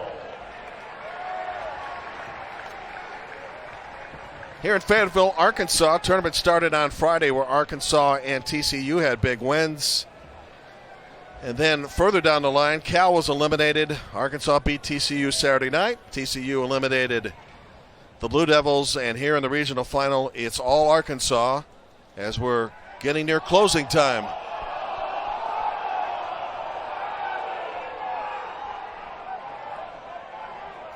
Trevor Ezel, who spent some time with Southeast Missouri State and had some back issues of significance at the time to deal with.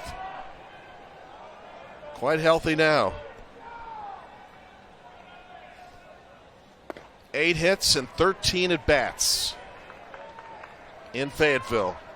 He showed some good pop from this right side, too, as He's been able to get on top of some high pitches, and he has driven one out of the ballpark in this regional.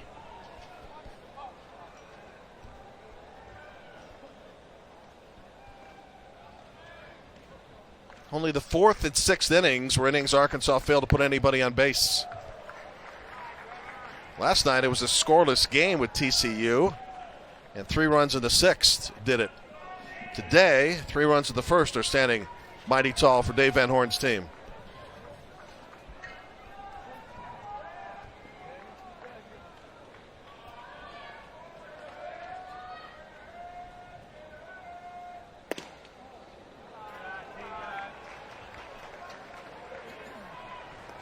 Stanford increasing its lead over Fresno State 8-4, trying to force a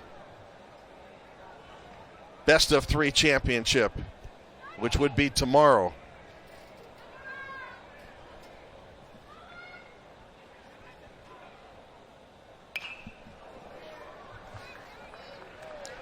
Well, there was question as to how quickly we would get this game underway tonight because a severe storm was approaching the area.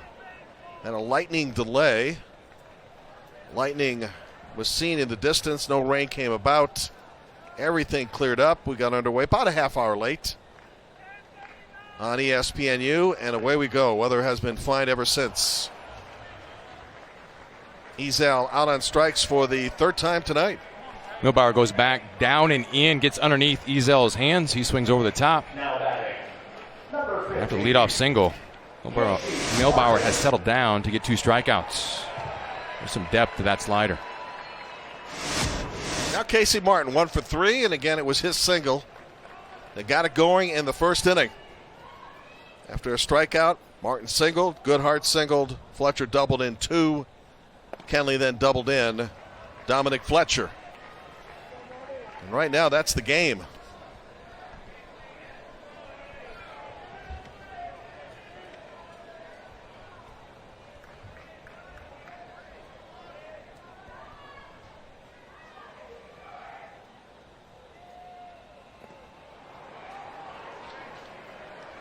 For a team that was not expected to get in a tournament, TCU, this has been a pleasant run, having reached the regional final. But Jim's team is down to its final 6 outs.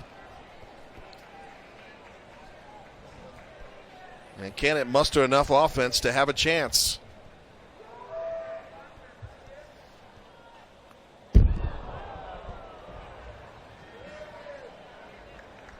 Glancing ahead at the TCU 8th, top of the order, Josh Watson, Hunter Wolf, and Jake Gunther.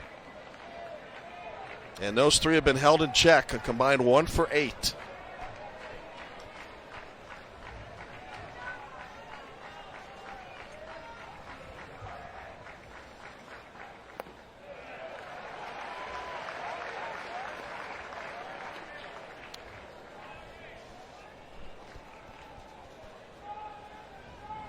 Arkansas Razorbacks are the number 5 national seed, number 1 seeded in this tournament.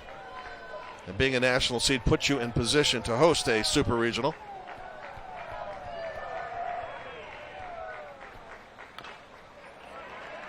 Martin's putting on a battle here. Yeah. But that number 5 seed is crucial. You want to be a national seed coming in, which means if you do what you're supposed to do, everybody has to come through your home field. And with this home field advantage that the Razorbacks have, it becomes a pretty daunting task for any team wanting to come in and try to take 2 out of 3 from them in a short series. You've been through all the SEC parks. Is this the toughest in terms of crowd? Oh, I'm not going to start a debate there. I'm saying it's one of the toughest, but you've got a number of tough ballparks to go play in. A lot of them are no picnic, but you see this crowd appreciating Casey Martin battling in this at-bat. That was a diplomatic answer. I'm going to stay diplomatic. It's going to be tough for Ole Miss if, in fact, this is a super regional site on Friday. Runner going and into second base without a play. Nesbitt takes off, and Casey Martin now working back to the 2-2 count, but he's laying off pitches that he was swinging at earlier. Went through a pretty dramatic slump at the end of the season. but has the base hit that ignited things tonight. Maybe that's the turnaround.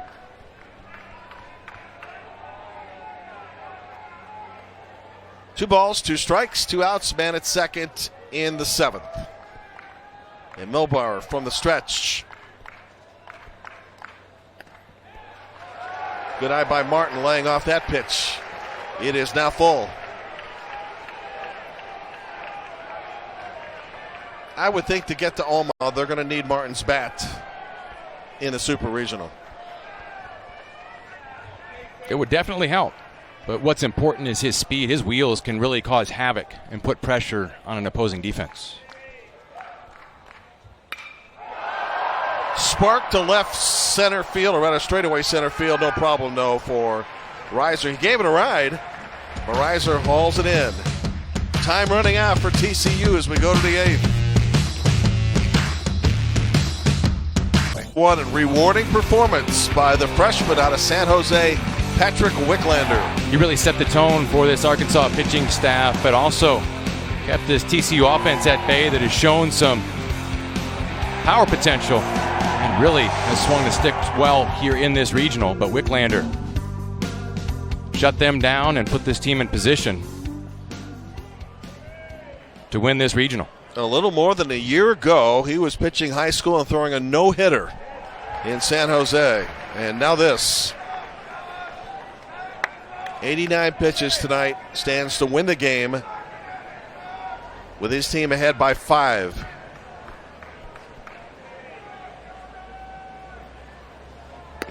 Josh Watson has been a strikeout victim 3 straight times. And for the game, Arkansas pitchers have struck out 9. Crowd tonight, another great one, 10,242, which means that every game here in which Arkansas played was 10,000 and change. Do the math, that's over 30,000 for 3 days.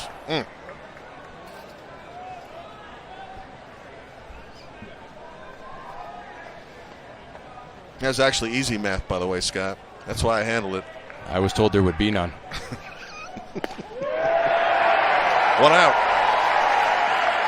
Strikeout number 10, and Watson has struck out 4 times. Check out Alex Bregman and the AL West leading Astros Monday night. First game of their 4-game series. It's a big one with the Mariners at T-Mobile. 10 Eastern, 7 Pacific on ESPN and on the app, which means you can watch anywhere. Mariners got off to that white-hot start. But then Houston came back and now controls that division. Speaking of hot play, how about the Yankees and all their injuries and leading the AL East the way they are? That's a surprise. And the Stars have gone down. They haven't missed a beat. Hunter Wolf at the plate, designated hitter. Has walked, grounded out, and singled. Just 5 TCU hits for the night.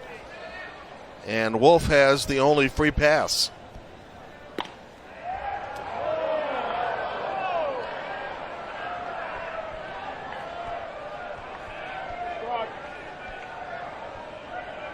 Been quite a day for the Horned Frogs. They started play here at 2 Central. They were at the ballpark well before that. Sweated through 3.5 hours and a win over Central Connecticut. Then back to the hotel for a break. Got an additional 30 minutes because of the lightning delay, but then back here to play tonight. The game that started around 8:30 local time and is approaching 2.5 hours.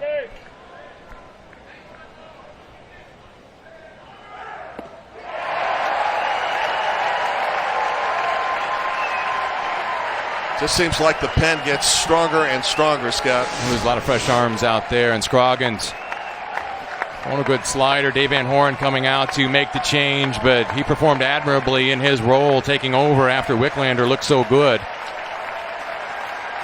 He's going to get a standing ovation here. We'll let you enjoy it.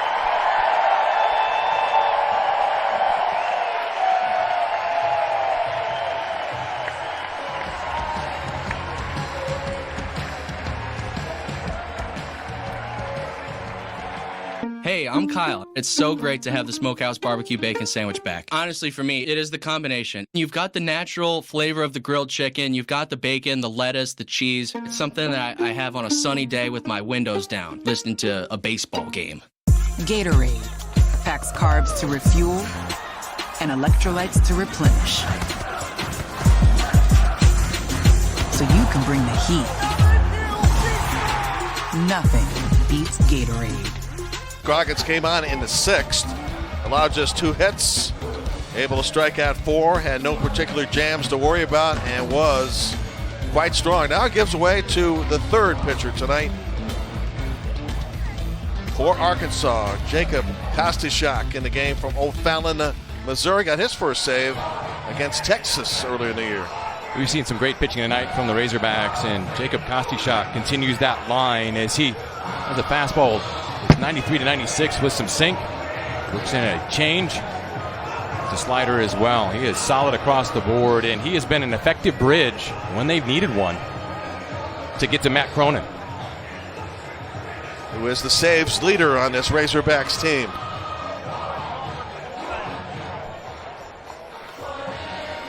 When play resumes, nobody on base, 2 outs. And Jake Gunther, who is 0 for 3 tonight, step up to the plate. Mr. Cronin is starting to get loose. Now batting for TCU. Selected as an All-American yesterday, along with Isaiah Campbell. We highlight Gunther at the beginning. I think one of the keys certainly was, can they keep this guy in check? And they have.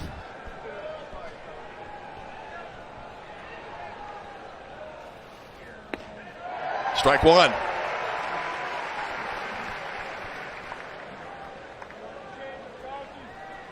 We've seen Gunther have some great at-bats in this regional. He was big today in their win against Central Connecticut. They have pitched him very effectively this evening. Cut down the leadoff hitter 2, Josh Watson, striking him out 4 times.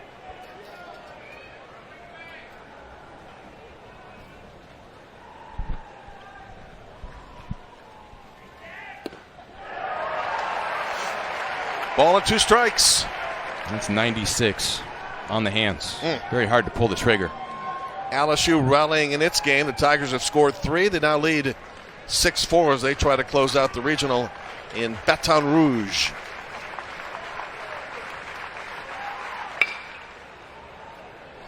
Jacob Nesbitt, inning over.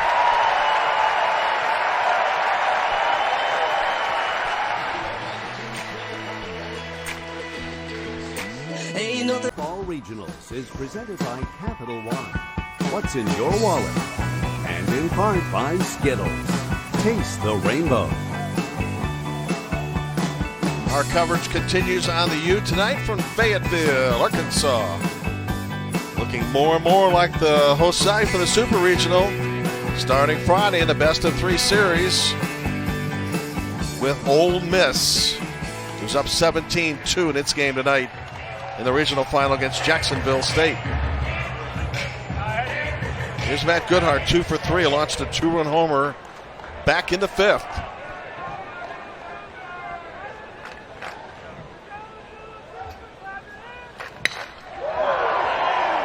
Spanks it to center field, now his 3rd hit of the game. Goodhart goes up looking and hunting first pitch fastball. He gets it and doesn't miss it. And again, staying in the middle of the field. Solid short swing, rewarded with a base hit. Number 24, Dominic Fletcher. Now Dominic Fletcher with a couple of hits of the game. Super Regional will be seen, as all games are, on ESPN, and I know this one is not over. But if Ole Miss and LSU or Arkansas collide again, what are your thoughts on a rematch? It's going to be a heck of a series. And when you get in these series, it comes down to pitching and defense, and the team that can execute on the small things is going to end up winning. Ole Miss has won 3 of the 5 meetings, but nearly every game was close. Entering for Arkansas, number 22, Curtis Washington Jr. Curtis Washington Jr. gets a chance to play tonight as a pinch runner, replacing Matt Goodhart. Had quite a night. 3 for 4. Scored a couple of runs. 2-run homer. The 2, 3, and 4 part of this lineup were exceptional this evening and have come out of a small slump.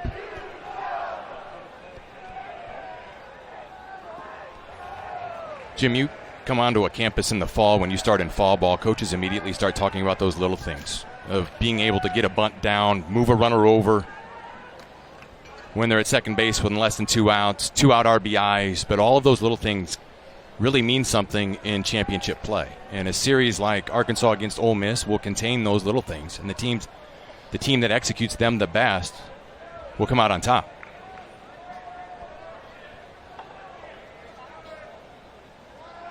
We know what this crowd can be like. Will Ole Miss be affected by it? You can't help but notice it. And you're going to hear it every now and then, but there's an energy that this team feeds off of in this park. And most importantly, when you're here, you're the home team, you get the last at bat. Now, I know they switch up who's home and who's visitor in the series, but there's a reason they call it home field advantage. Sure. And you work for it all season long.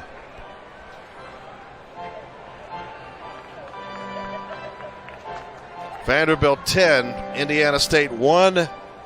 It's closing time in Nashville as Commodores about to win that series. Auburn already onto the Super Regional, defeating Georgia Tech 4-1. SEC flexing its muscles all weekend long. Towards second, chance for a double play. Not in time. Fletcher legs it out, 1 out.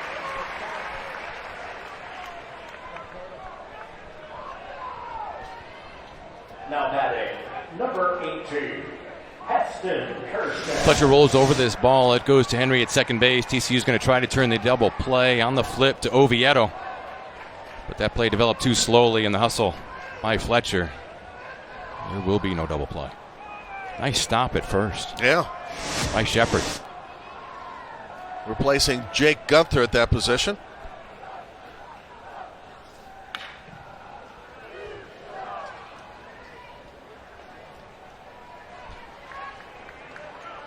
Barring nothing changes, Frogs back on the plane when this one is over, and take a look back at the season and look ahead to 2020.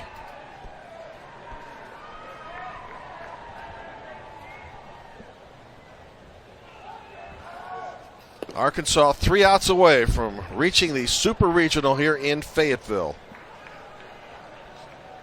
Can't help but think the crowds will be even bigger than the ones we've seen this weekend.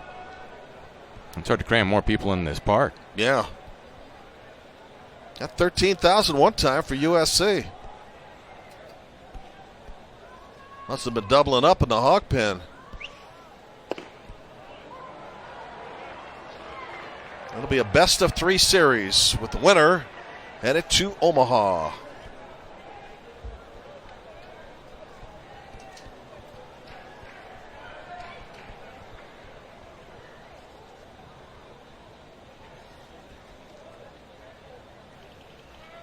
Runner goes. Runner into second base. So off the strikeout. Washington into scoring position with 2 outs. Kierstad could not solve the Milbauer breaking ball. Fletcher on the move. In scoring position with 2 outs for Kenley, who has just come up big for the Hogs all year and in this regional. He's had 5 hits, had an RBI double with 2 outs in the first.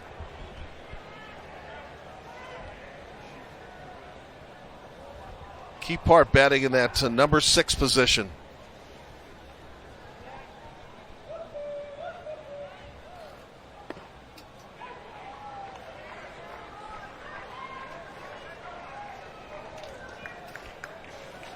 There is a possibility of rain almost every day this week. So we're very fortunate to get this one in without any type of interruption. Minus 30 minutes with a lightning delay earlier tonight.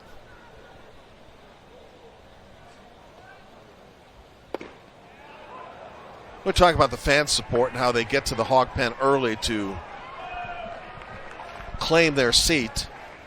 And the fact that a number of people claim their seat, not a large number, but some of them get their spot and they stay. I mean, they watch the other games. They're baseball fans, they're educated fans, and it's a lengthy day. What better to be at the ballpark on a sunny day? Oh, yeah. Headed to center field. Washington around third. He's going to score. 6-0 Arkansas. Jack Kenley continues with a hot bat. Well, Jack Kenley stays through the middle of the field. He does a good job in this left-on-left matchup, but once again comes up with an RBI for this Razorback offense. It's a fastball up in the zone, probably too much down the middle for TCU's liking, but Kenley does a good job of just staying in the middle of the field, and it gets back to Dave Van Horn preaching that for his hitters. You stay in the middle of the field, good things happen. In batting practice, he stands in center field and encourages his hitters to try to hit him, but it keeps them on the ball, and good things happen when you're able to do so. Best of your knowledge, has anybody come close? Not that I know of, but Dave's too quick. He can get out of the way. Really? And you wonder over time if this has allowed or helped some batters to place the ball where he feels it's going to be the most productive.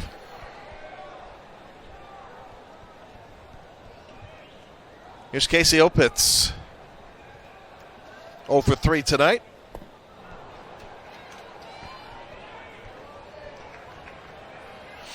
Opitz has been the defensive leader on this team, and he does a tremendous job of receiving the baseball and captaining this defense and quality pitching staff. And a nice job of the starter tonight, telling him and telling others, look, I'll keep him under control. It'll be okay. Well, he's the coach on the field. Sure. Headed up the middle. Good stop by Henry. Nice play. Last chance for TCU. And the Frogs need a bunch. Pitch behind the plate tonight, Scott, invaluable. Well, he is great at framing this low pitch, and you can see him present it for the umpire and give the illusion that if it's close, it's a strike. And that's a tough pitch to frame, the toughest pitch to frame of all the pitches that a catcher has to. And Opitz has the natural ability to do so and really captains this defense.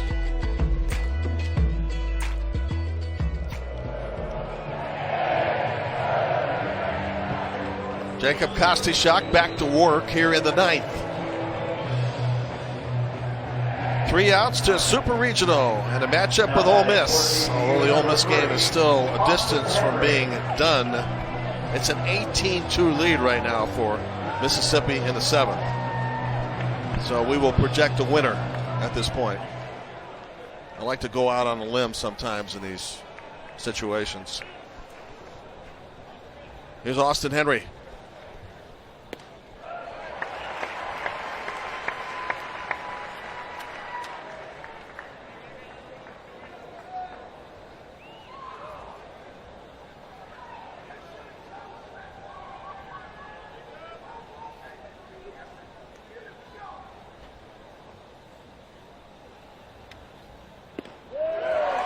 Aren't many seniors on this team. In fact, the one that comes to mind is Jared Janczyk, who got a chance to start tonight. And you feel for him and what he has fought through to get to this point, but a lot to be proud about and excited with. What was the bookend for him, meaning he had trouble in the first inning and then ran into some trouble that led to his departure. But in between, there were flashes of brilliance. And likely a career that will not be forgotten. I would have to think that when pitchers come to a major university and are trying to figure out if they can make a team, Janczyk was told he probably wouldn't. And he stepped after it, kept after it. On top of that, then was hit by some major injuries. Got through that. Got a chance to pitch in probably the biggest game of his life tonight. And for Jim Schlossnagel's team, a team that a lot of people did not think were deserving at one point of the NCAA tournament, the Frogs certainly were. Well, they play well in this regional, but I'm really impressed with what Jim Schlossnagel did in jockeying his pitching around to give his team the best chance to succeed, because he kept telling us he's positioning this team to win the regional. He's not looking to win a game in it. He's the regional, and he thought the way he lined it up, he had the arms in place to give his team the best chance. Last night in a showdown game in the winner's bracket, it was 0-0 in the 6th inning between Arkansas and TCU. It was that competitive. Final score was 3-1. And that was a backbreaker because TCU then went to the loser's bracket, which makes it hard to come back. Yeah. Fans are getting a little restless as Kostichak got up 0-2 with 2 quality breakers, but now Austin Henry once again works a count full. We've seen him do this a number of times in this regional. And he's still able to get him on strikes, which is not an easy thing to do. He is a tough out. Well, this ball just runs in underneath the hands of Austin Henry. 92-mile-an-hour sinker that ties him up. Arkansas 2 outs away from a regional championship. Now Johnny Reiser. 1 for 3, base hit left field in the 4th. In this tournament, Arkansas has never trailed.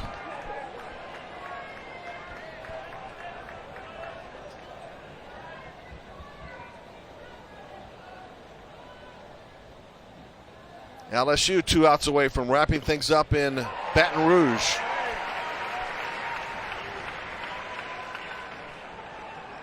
Saw the Tigers twice this year. A lot of big arms on that team and a lot of up and down scenarios this year for them, but they are getting hot at the right time.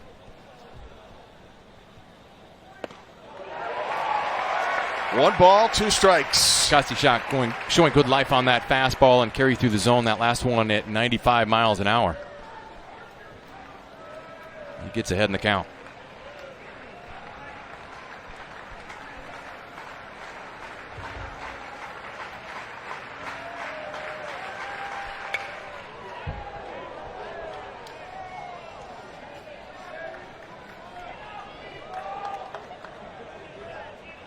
Johnny Reiser wrapping up his career tonight as well.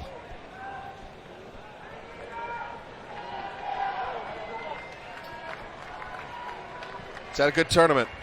Played some really good defense. Survived a collision with Josh Watson earlier in the day. And made just an outstanding play.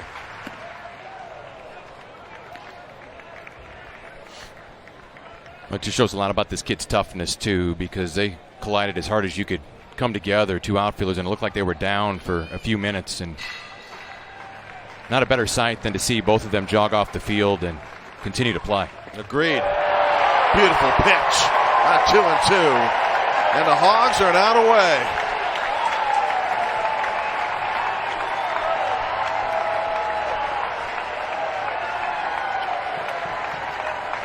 Now batting for TCU, number 10, Zach Humphrey.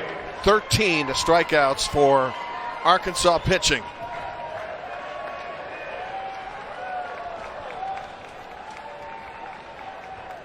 Zach Humphreys, the last hope for the Horned Frogs.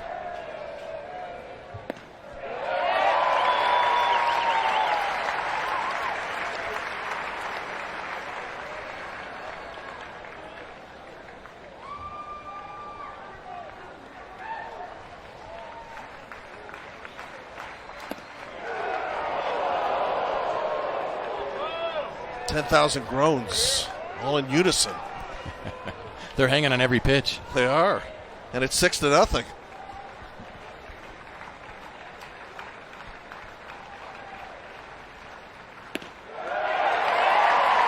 One strike away.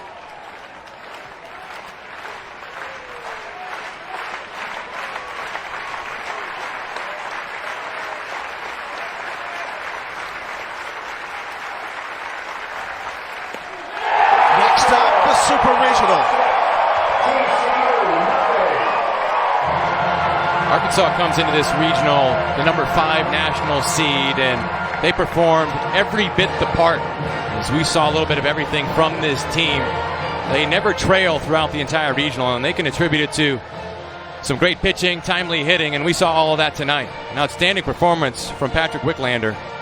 Scroggins and Kostichak come in to close it down. In the bullpen, the Razorbacks find themselves in a super regional.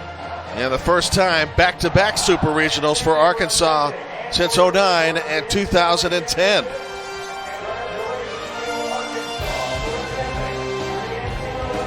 And still an admirable charge by TCU. They performed well, and you think about the adversity they had to overcome and the grief they got for being included in the field, but they didn't let that affect them. They performed admirably, but Arkansas proved to be too much.